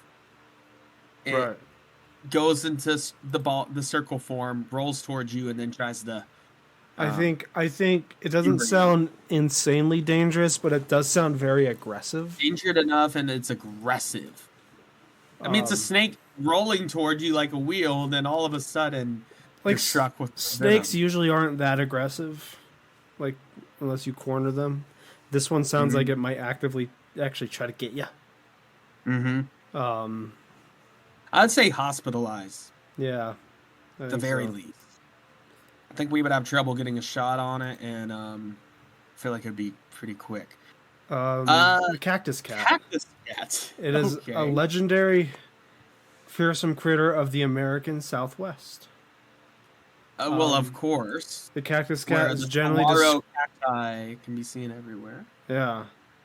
It's generally described as being a bobcat-like creature covered in hair-like thorns, with particularly long spines extending from the legs and its armored branching tail. The creature was said to use its spines to slash cacti at night, allowing the juice to run from the plants.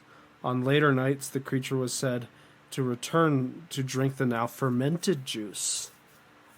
So it's getting drunk. An alcoholic.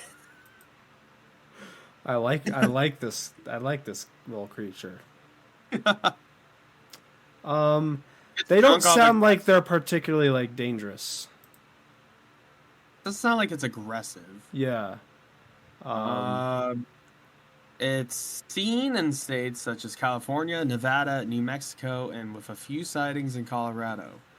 But not Arizona, even though that's a saguaro cactus in the Sonoran Desert. And even though Arizona is right in the middle of New Mexico, Colorado, Nevada, and California. Yeah. It's where just the majority of the northern Sonoran Desert is in the United States. Okay. Apparently it skips that. I guess it skips us. Fuck Too hot here. Yeah, this cat's just like, fuck Arizona in particular. Yeah. Hey, I'm glad I don't have to deal with a cactus cat.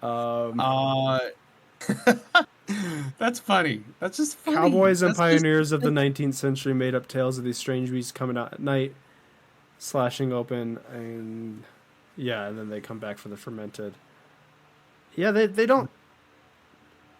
It says so maybe I can offer my prickly pear cactus beer that I've had. This caused the cats to enter an intoxicated state, stumbling around and rarely attacking travelers. Attacks by these strange varmints, though considered rare, did happen from time to time, with many frontiersmen waking up to welts on their body from the cat's barbed tail. So when they do attack you, it's just like a little, like they're just hitting you with their cactus tail. It's not lethal. You're gonna get some welts, and they're doing it just because they're drunk. Right. So it's a cute little guy. Is that? I think he's a cute little. I think he's a cute little guy. Yeah. A little cactus cat that gets drunk off of fermented cactus juice? Yeah, I like him. Yeah. Man, we have a lot of these to get through. The Tushinko. Yeah, let's try to get through some of these. Yeah. Stokinoko, okay, meaning dirt child or child of hammer, is a snake-like cryptid from the mountainous regions of western Japan.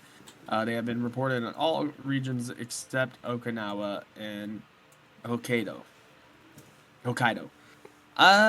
It's reported to be between 30 and 80 centimeters long, so that's really not that long.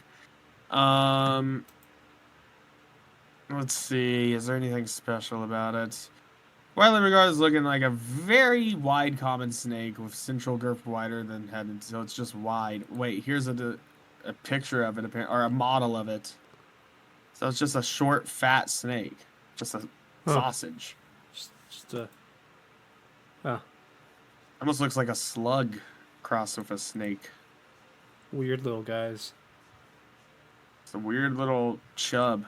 Just a chub of a snake. Oh, I like that one. Okay.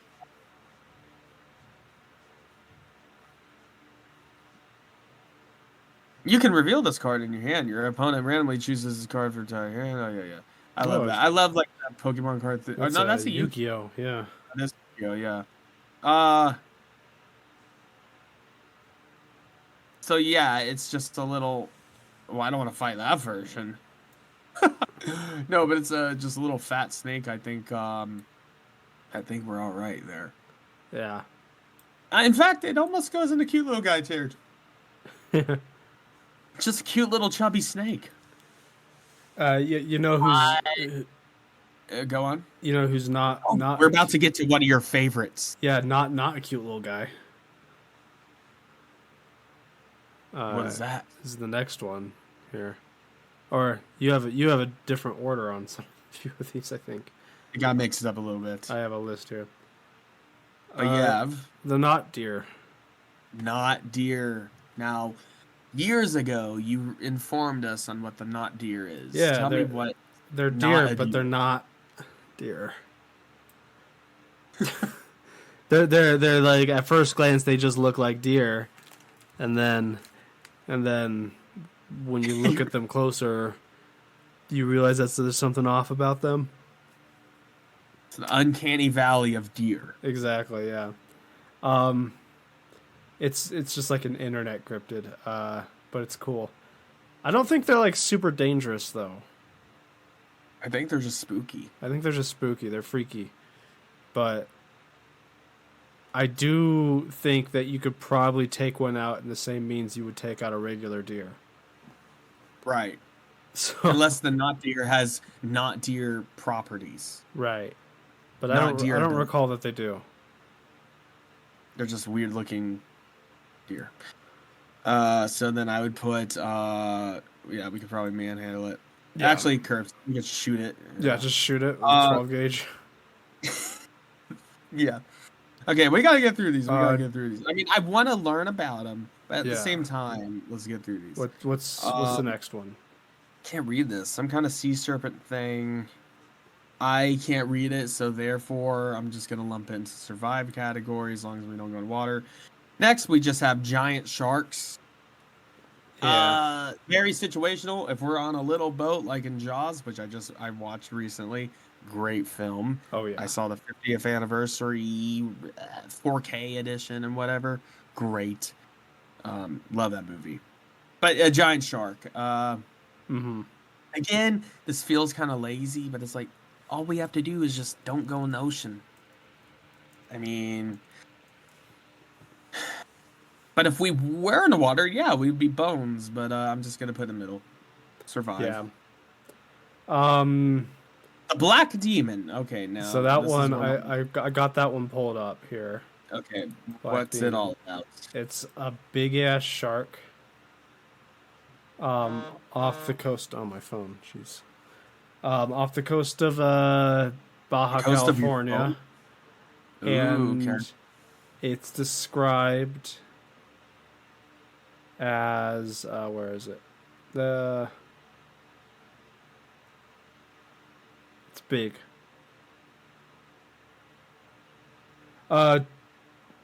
Around 20 feet, between 20 and 60 feet, depending on the That's large. That is yeah. almost getting into megalodon territory. Yeah. Again, does it feel lazy to put that we could survive? It's it just apparently doesn't- very aggressive. Okay. Attacks boats. Okay. Just don't be on a boat. Don't go in Yeah. it. Okay. We can survive that. Giant jellyfish, that's real. Lame. Boring. That's just real. We can survive it. Just don't go in the ocean. Stellar sea ape. Now that's the one I want to look at.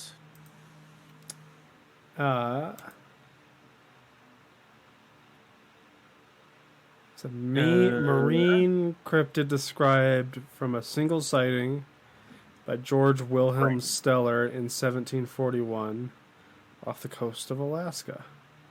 Okay. About 5 feet long with a head similar I to can't a imagine dog. sailing near Alaska at that time, in Oh, that yeah. era. with no heat or I mean, you just have like the coal stove or whatever they had on a ship. Yeah. Fuck that, man. 5 feet long, head similar to a dog, large ears. It's probably just like a dog. Tail resembled a shark, had no forelimbs. Okay. Body was covered in thick grayish hair, while its abdomen was reddish, Boring. white color.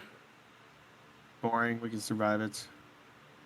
Next, we have the Corfu Island creature.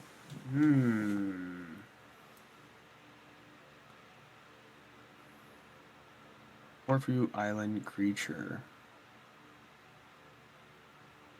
It has like a weird snout.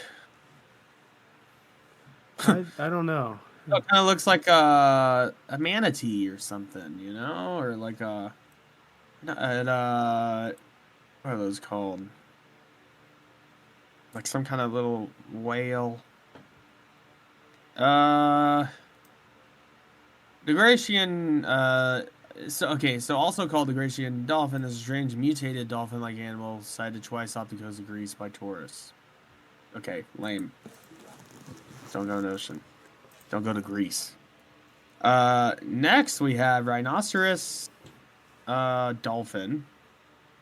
Okay. We're getting into the dolphin category now, it seems. Are you there? Mm-hmm. Okay. Sorry, I'm actively not looking at you. Sawtooth. I don't mean to- It's a dolphin. It's just a dolphin with A horn? Or something? Or Yeah. like... But that's not a horn, it's just like a dorsal fin? 2 dorsal fins. Lame. Boring. Okay. We have Gigalich's whale. Big whale, looks like. big whale. Lame. Ooh, now this one looks interesting. I can barely Hook read it. Island monster, sea Yeah. monster. Let's see that. Let's look into that.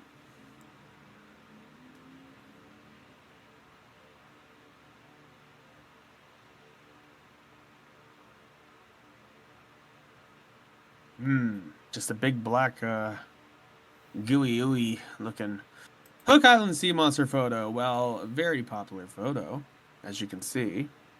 Big, like eel or like tadpole looking creature.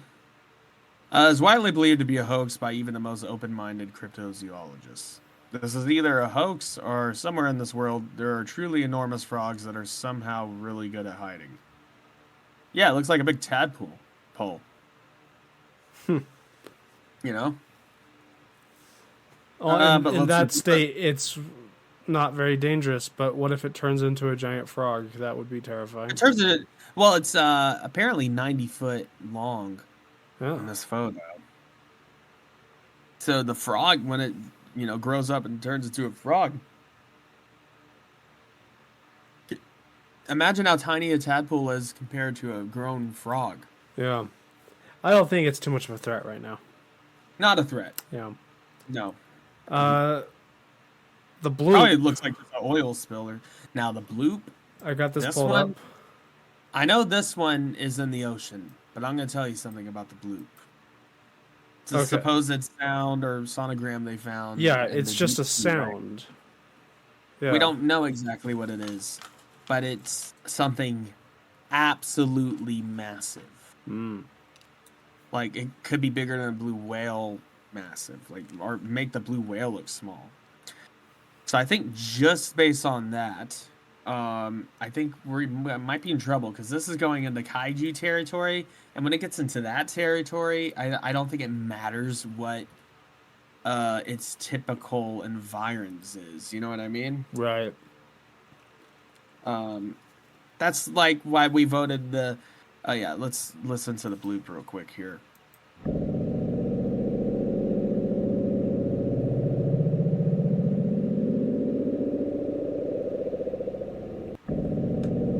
Damn. Sounds like some kind of Lovecraftian horror. Yeah. So I'm just gonna go straight to nope on the bloop. Okay. I'm seeing it like an artistic rendition of like what size we're talking about compared to like a blue whale, Yeah. and it's like 5 times bigger than a blue whale. Right. Yeah. Where are we putting this one? I put it in nope. Sea serpents. I mean, I think this feels like it's just sea serpents in general. Like, there's so many mythologies that detail different sea serpents. You have guard serpent, things like that. You know, sea dragons, that kind of thing. Again, kind of boring because it's not like it doesn't have its own name. It's just generally just sea serpents. Just to put survive, just don't go in the ocean. I mean, then again, you could make the argument it could be kaiju territory, but at the same time, it's also boring. So, now next we just have long neck. I'm assuming that's a Brachiosaurus type of theropod dinosaur. In that case, I think so. We're pretty much... Yeah, it's just a big dinosaur. But then again, they are Mokele Membe we put into they're plant eaters. like survive. I think yeah, because I think as long as we don't let it step on us accidentally, we're fine. Because I think just the fact that it's not gonna go after us, it won't care.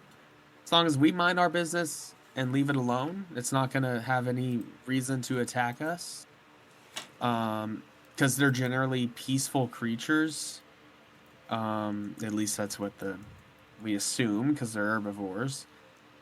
Then again, there's that one dinosaur that's herbivore that also has like the super long claws that can eviscerate you. Because it's like, I'm gonna defend myself.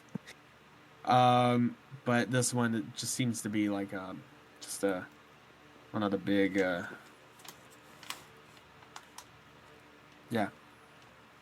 one of the big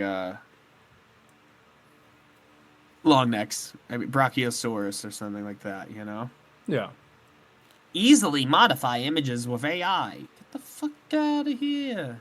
Anyways, like that. Don't be advertising modifying images with AI. It's terrible. It advertised that. I thought it was supposed to block that. No, yeah, no. Now yeah. we have... I know. Now we have the mare horse. Which I assume... It's a fish horse. I guess fish horse, yeah. Yeah, like a mermaid. It's a mer horse. Just a big seahorse. Again, that's cool. Yeah. If anything, I would want it as my mount. Yeah. It'd be like Triton in Little Mermaid. Yeah. Yeah, exactly. But we could survive that. Now we have the many-humped sea serpent. Again, that's just lame. Just a sea and serpent. vague. Oh, it has many humps this time. Whoa. Okay, super otter. I gotta look up what super otter is. If it's just a really, really big ass otter, then we bones. Right, true, because they can go on land. Yeah, and or I mean the Scottish one, the Dobar Shoe, how you pronounce that, we put as hospitalized. But it looks like just a long otter.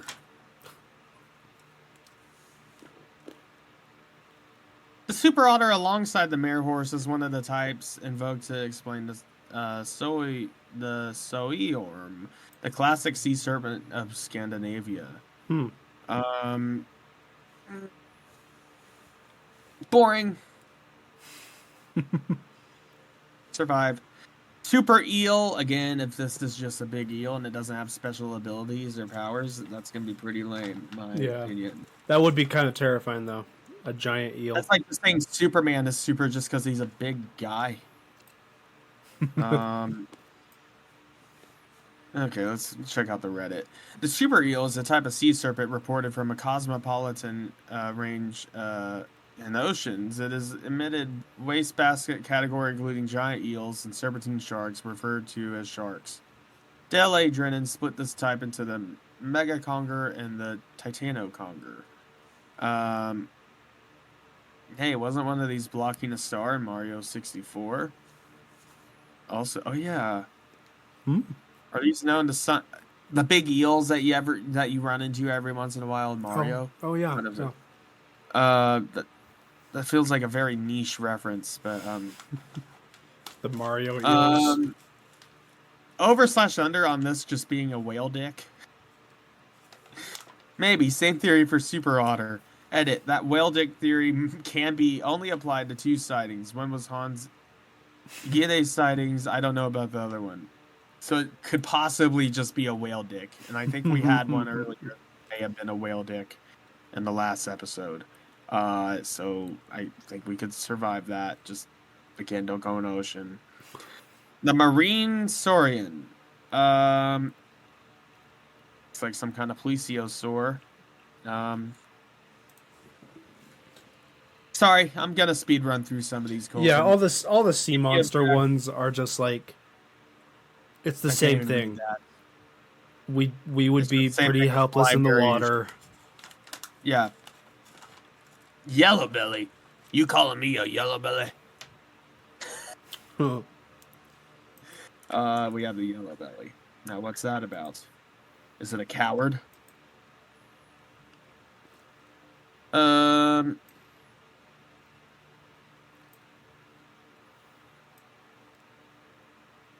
I think it's just some kind of flounder. Yeah, it's like just a yellow flounder with black stripes. Great. Okay, I like this. Marvin the monster.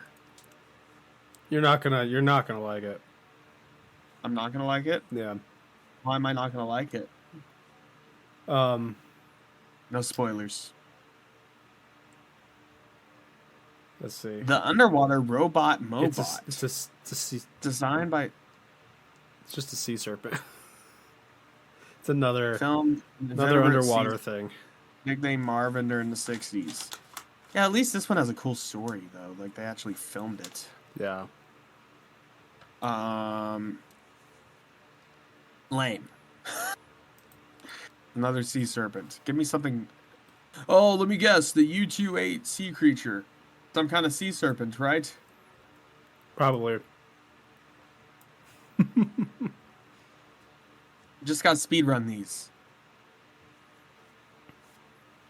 Yeah, it's a sea serpent. Okay. The St. Augustine monster. No, I swear, if this is a sea serpent. It's like, come up with something different. Do something different.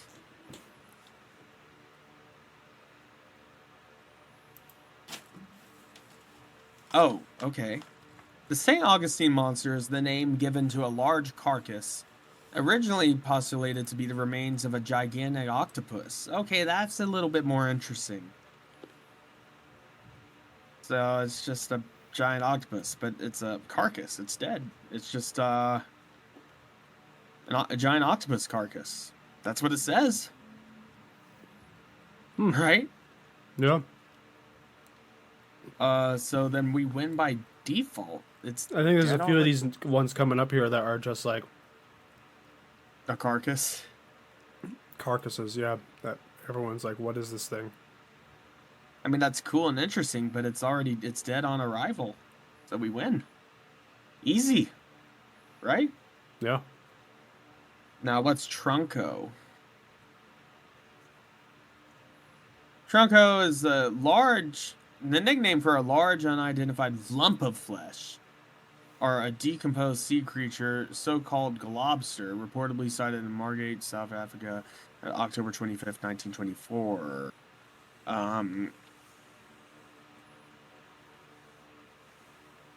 A carcass of a large vertebrate, most likely a whale. Okay, lame. Dead on arrival. Next, we have the Ziomaru carcass. How do you spell that?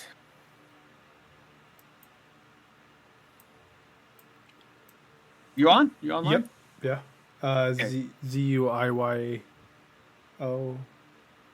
Maru.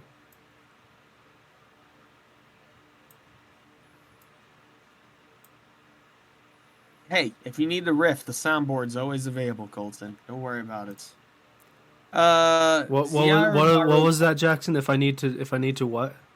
If you need to riff. It will never get old. It's gonna get old. The Ziara Maru carcass were a large decomposed creature caught by the Japanese fishing trawler Ziara Maru for the coast of New Zealand in 1977. Carcass, weighing approximately 4,000 pounds and measuring 33 feet in length, was initially thought to be a plesiosaur, a prehistoric marine reptile, due to its unusual appearance. However, subsequent analysis suggested it was more likely a basking shark. See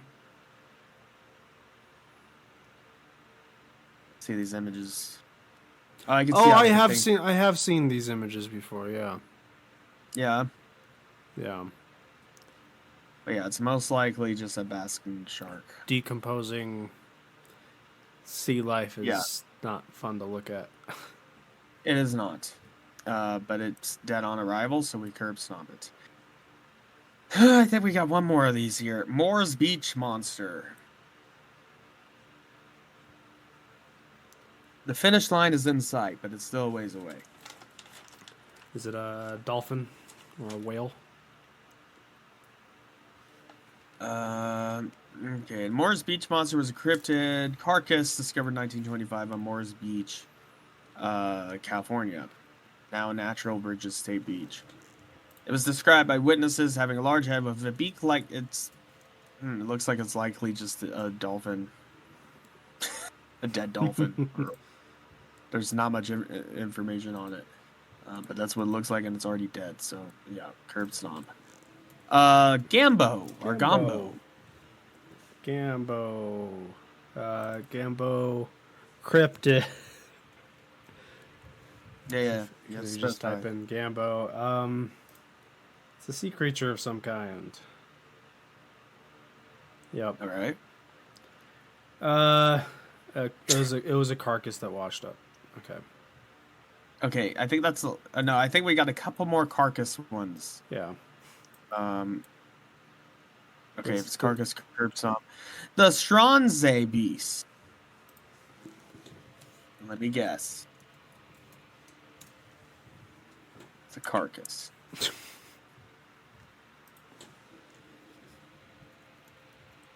It's just riveting podcast now. We're just going through. Oh, another carcass. Another carcass. Yeah. Yeah. The monster. Another carcass. This one's a little bit more fun though because it's not a sea creature. That was a little cooler. It's recent. Is possibly a raccoon. Yep. But it's again another carcass washed up on shore and no one knows what it was.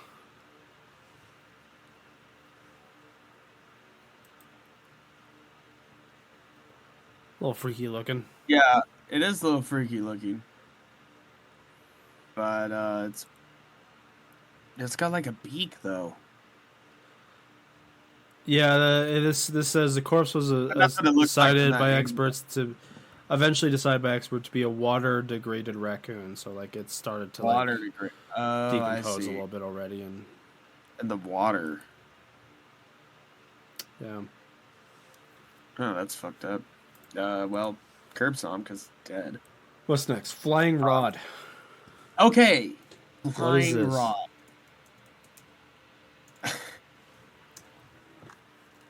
Air rods? Is that? That sounds like some toy from the 90s. Grab your air rod now. It's radical. Also calling flying rods, sometimes referred to as skyfish, are something like crop circles in that skeptics acknowledge their existence, but the only question is what they are. Air rods are rods.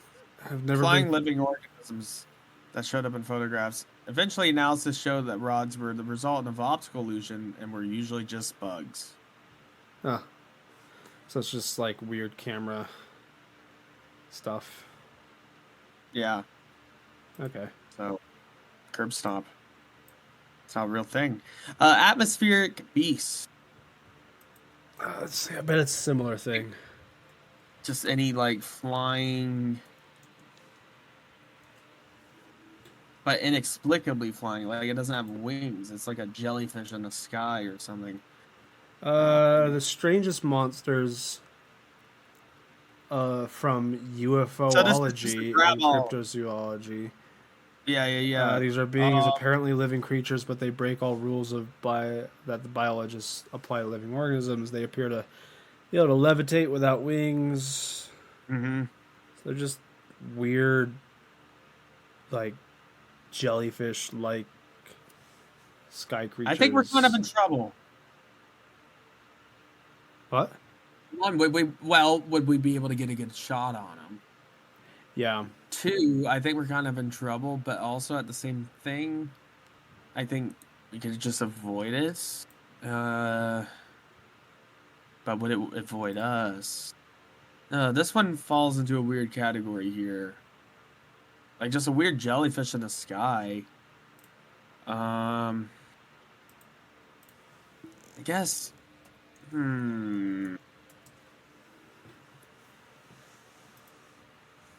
I guess I'm gonna go and hospitalize because I feel like if it snatched us, Yeah, that's fair. we're in trouble. Next we have sky serpents. Now this is interesting because that just makes me think of like Eastern dragons. Yeah, it says there's snakes or elongated serpentine dragons that appear to float or fly in the air. They typically move in an undulating fashion as if they are sea serpents of the air. They are not the same as ordinary flying dragons because they manage to fly without wings, like most Asian dragons have the ability to fly. Yeah, we're in trouble then. We're bones. Yeah. This is straight magic. We don't know what these are, but if it's anything like a dragon. Yeah, we're bones. Next, oh god.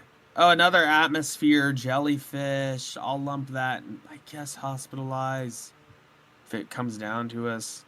Another flying jellyfish. Flying jellyfish. It's a bunch of flying jellyfish. Jeez. Toronto aerial jellyfish. I'll fly that in that category. I mean, it's cool. Like, that'd be cool if that was like real. Now what's this next one? Trevor James Constable's Living UFOs. Is that what that says? Living UFO. Okay.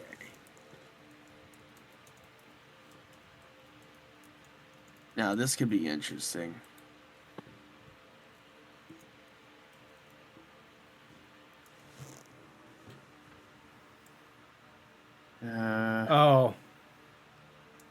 So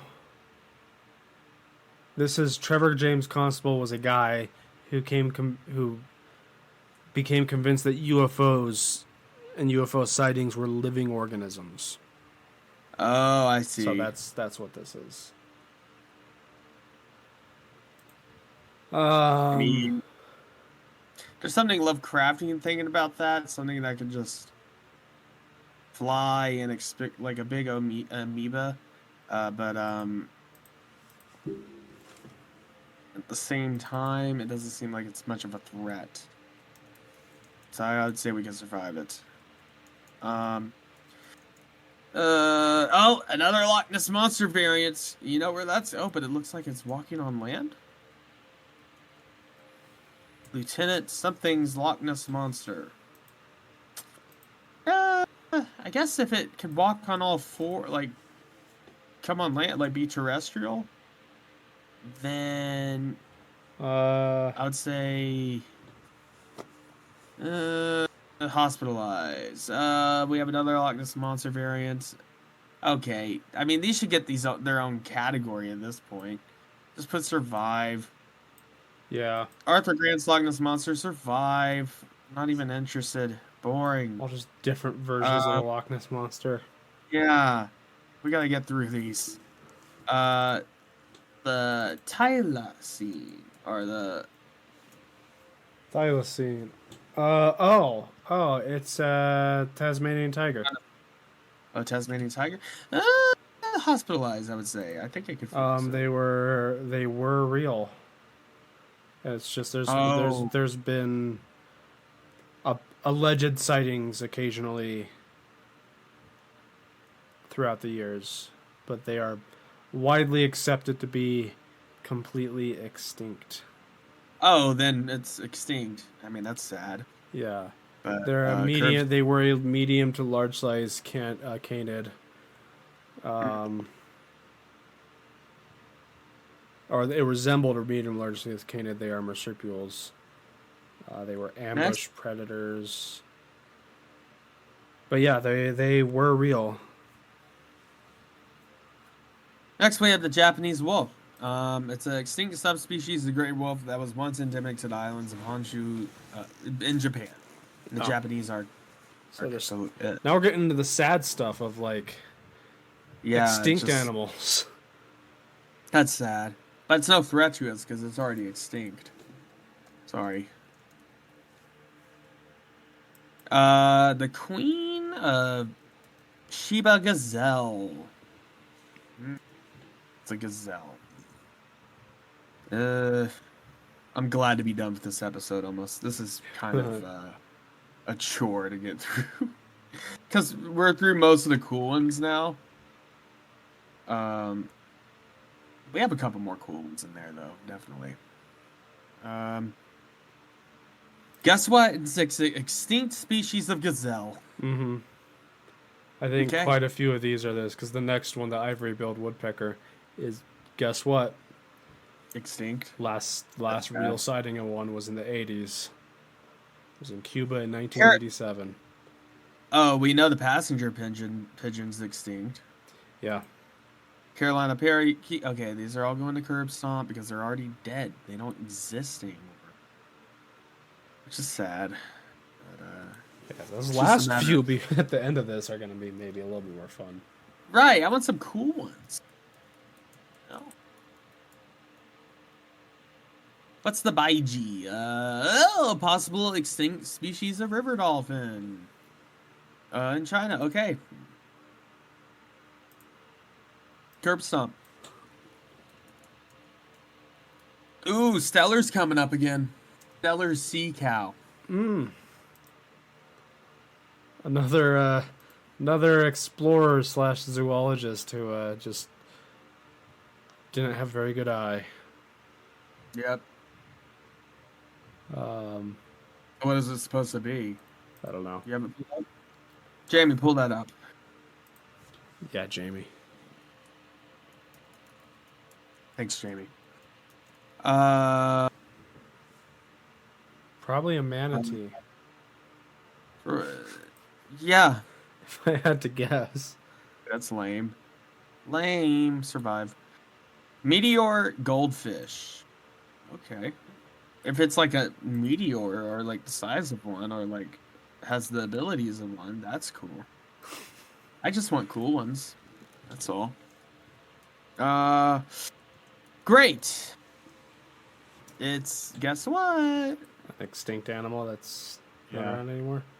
That was thought to be a tailless form, thought to have developed by goldfish breeders during the late 19th or early 20th century. The meteor goldfish lack a tail fin, but may have well developed an anal fin in its position. Oh. The other fins of the meteor goldfish are elongate. It's just a weird goldfish that was bred at one point. Oh. Okay, now we got some fun stuff. For the last few here. The devil's hoof prints. Wonder if this is related to the Jersey Devil. So this is... I found the devil's footprints, which has the same picture that's on here, so I assume it's the same thing. It was a phenomenon that occurred during February 1855 around the ex-Osprey in east-south Devon, England.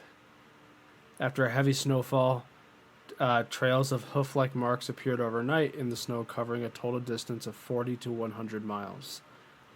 The hoof prints were so called because some persons suggested that they were the tracks of Satan and made comparisons to a cloven hoof.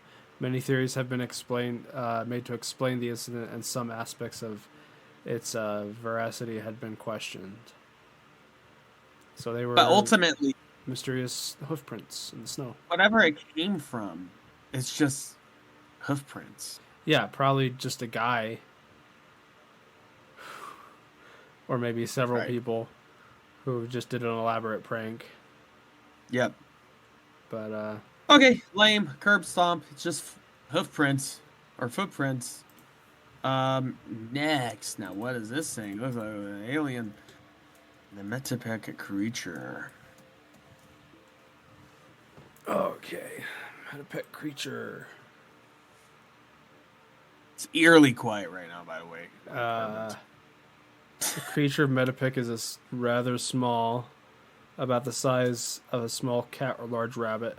Has smooth, whitish gray skin with a large forehead for its size. Was it photographed? The creature appears to be quadrupedal,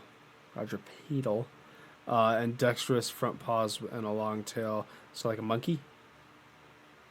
Like a naked monkey. It has two forward-facing eyes, giving it stereoscopic vision. Let's see. Its head resembles gray aliens or the new Louisiana swamp monster, suggesting possible connection.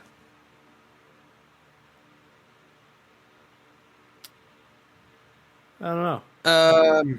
Just a weird little naked monkey or something. Yeah. Possibly an alien, possibly just like a weird little. I think we could manhandle that monkey thing. creature. Finally, the last four actually look cool and interesting. Yeah. We have two cool Sasquatch variants. One, well, the second one we'll talk about more. But we have the sheep squatch next.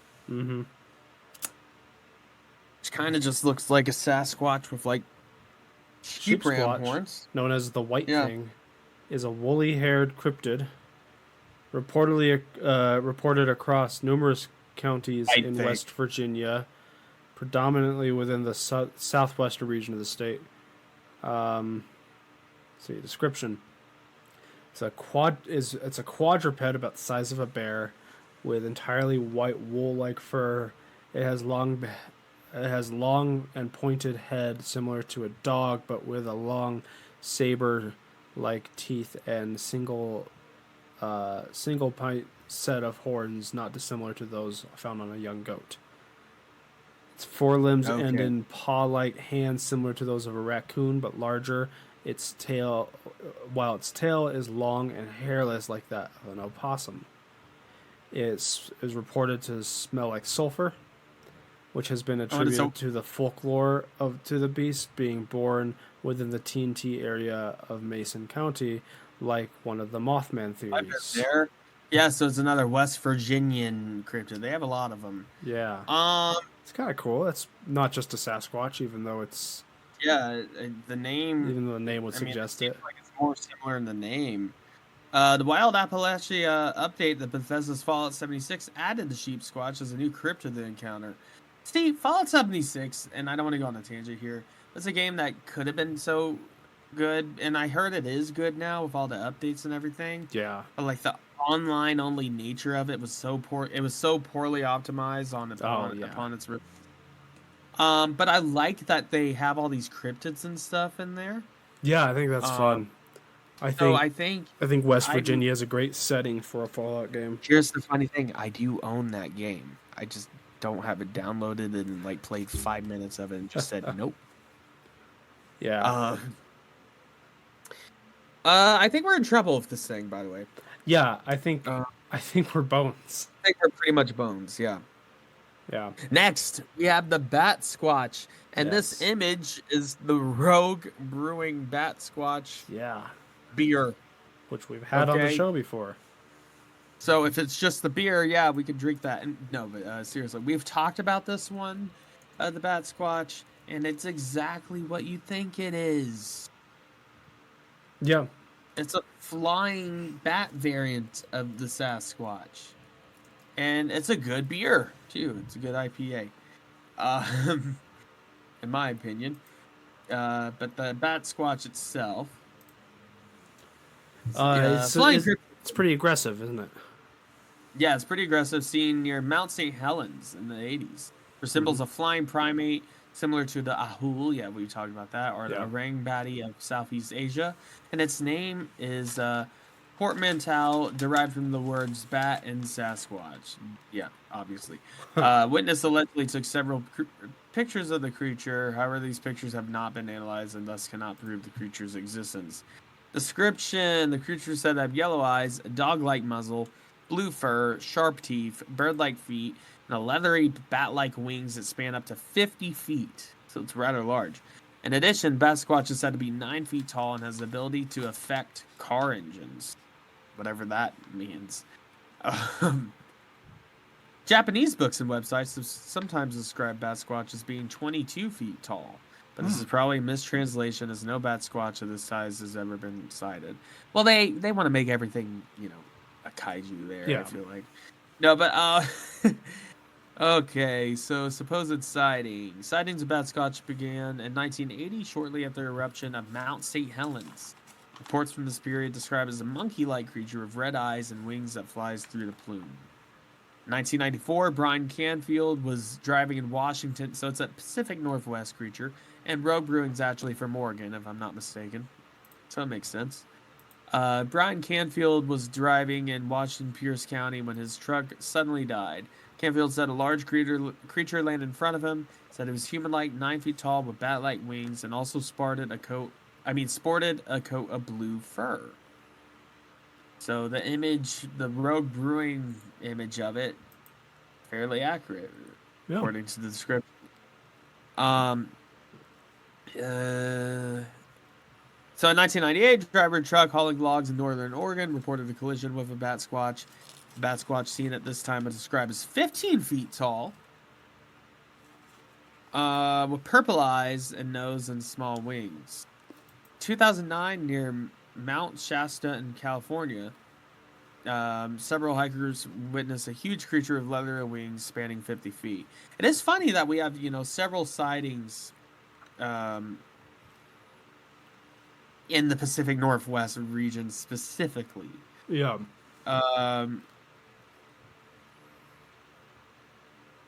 And yeah, the 50-foot wingspan seems to be fairly consistent. These reports. I think we pretty much boned on this one because, yeah, we're pretty much boned because it's an aggressive flying variant. bat Sasquatch. Humanoid. Yeah, it's very large. That's somebody's little action figure they put together. We have it's just a big bat humanoid monkey thing. Yeah, I would say we're pretty boned, and also it's a really cool one. I think it's one of the cooler. I think it's the coolest Sasquatch variant. You know what I mean? In my opinion, Sheep Squatch is good, but I think Bat Squatch is the coolest. But yeah, we're boned, by the way. All right, we got 2 more here. This second to last one appears to be a gnome of sorts. Yeah, I looked it up. It's just simply Hey, tell me about it. The Argentina gnome. It was a photo taken by a group of teenagers late in the night in Salta, Argentina. The creature shuffled out of some high brush and sideways through the street. The video was captured on one of their cell phone cameras, and the teen was reportedly taken to the hospital due to shock. Since then, there have been many gnome sightings in the area, and many refusing to leave their homes after sundown. That's all. Now, let's just look up gnomes in general. I mean, I know, the garden gnomes and everything, decorations, but also there's folktale. They go back a long time. And like folk tales and stuff. Aren't they like a Celtic? Yeah, Celtic or like German or... German, yeah. So let's just look up gnome in general, see what kind of powers and abilities it has. Because I just assume this is just a gnome. Just like an actual gnome. If we're just going to suspend disbelief. Gnome is a mythological creature and diminutive spirit in the Renaissance magic and alchemy introduced by Paracelsus. Paracelsus, I don't know how to pronounce the guy's name. In the 16th century and widely adopted by authors including Oh, I feel like they would have been older than that. But widely adopted by authors, including those in modern fantasy literature. They're typically depicted as small humanoids who live underground. Gnome characteristics are reinterpreted as to various storytellers and artists. But do they have any special abilities or like? That's what I really care about. I got the There's Sherlock of Gnomes. Cryptid wiki for gnomes. Okay, what does it say about them? Let's Sounds see. like they're just little people.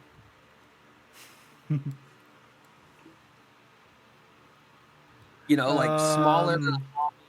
They're renowned for their playful, mischievous behavior. Known to engage in Mischievous, pranks and tricks on unsuspecting humans. Yeah, I mean, they're gnomes. Do you think we could reason? We all know gnomes. Do you think if we offered a gnome a beer or something, or a drink, or some whiskey, that Well, I it would, think being, you know, mischievous, kind of fey-like creatures, it would be in our best interest to offer it a beer. right? So you think we know. could have a draw? Yeah. It's like come up a peaceful agreement or something. Now, last we have here the most vague description of the whole cryptid tier list we've gone through. Whatever this thing is. I doubt I'm gonna find anything looking this up, but I'm going to. Looks like the rake or something, or like some other humanoid ghoul golem type creature. Yeah. I tried using Google Lens on it. Oh, that's so fancy of you, huh? Nothing you brought get- up anything. Nothing. I found a Reddit post here. Okay. White creatures in the wood at night. And they brought up, and you know, there's in the comments there's pictures of like the rake and stuff like that. So they're kind of referring to this general type of thing. But Yeah, maybe to close out this episode we can go through this. This person wrote, I have seen hundreds of these things at night in the woods in the rural areas around Memphis, They're spooky. starting around 2020. They are tall humanoid creatures with blacked out eyes, and they move slowly and in strange, jerky movements. First time seen them, I was visiting a veteran friend of mine who was down on his luck about midnight of Thanksgiving Day in 2020. He had been living in a rundown camper vehicle at the edge of the woods on his brother's property. Between his camper and the tree line, there was the remains of an old trailer that had been destroyed by a tornado with a street light on top of the pole that was used to run electricity to the destroyed mobile home. On the other side of the pole was approximately 15 yards of a field that an old dirt road had that split it in half with tall grass and brush. So there's, by the woods, there's a old dirt road. You get the picture. I get it. I thought there were people hiding at first, as they seemed to be grouping more in the darker areas where the light from the pole was not as bright. I asked my friend about them, and he shrugged it off and said they were always there. It didn't bother him. He also told me that no matter what yeah, he also told me that no matter what you did, you couldn't get one to come close. And why would you want that? Yeah. So being a combat veteran with 2 deployments under my belt and my personal firearm from my vehicle, I attempted to approach these things. As I got closer, I noticed that they were solid white creatures with solid black eye sockets that moved in a jerky but very slow manner. There had to be 50 or more in the field, down the dirt road and at the edge of the tree line and beyond. Determined to let something fuck around and find out, I continued to walk towards them, and all of a sudden they all looked at me with black, empty-looking sockets and instantly caused me to feel more fear than I have ever remembered having in my life before. I did not approach them that night. I turned around and got out of there and took my buddy with me to stay at my place. That does not sound pleasant to me. Since the first time I've seen them about a dozen times since. Always And at where is night. this? Memphis. Memphis. Yeah, I mean, I think this Oh, is a this is a no. creepypasta this person wrote, but still. Well, yeah. I mean, we're suspending disbelief. Oh, You know yeah. what I mean? Uh, Just for the sake of let's see. it. So since then, I've seen them Come on. about a dozen times, always at night and around the wooded areas at all different locations.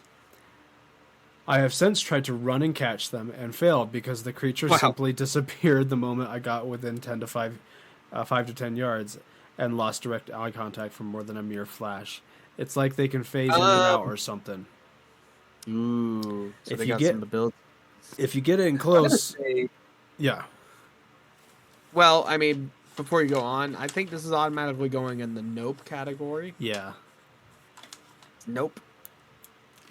Don't want to be around with that. Don't want to deal with it. Whatever this thing is.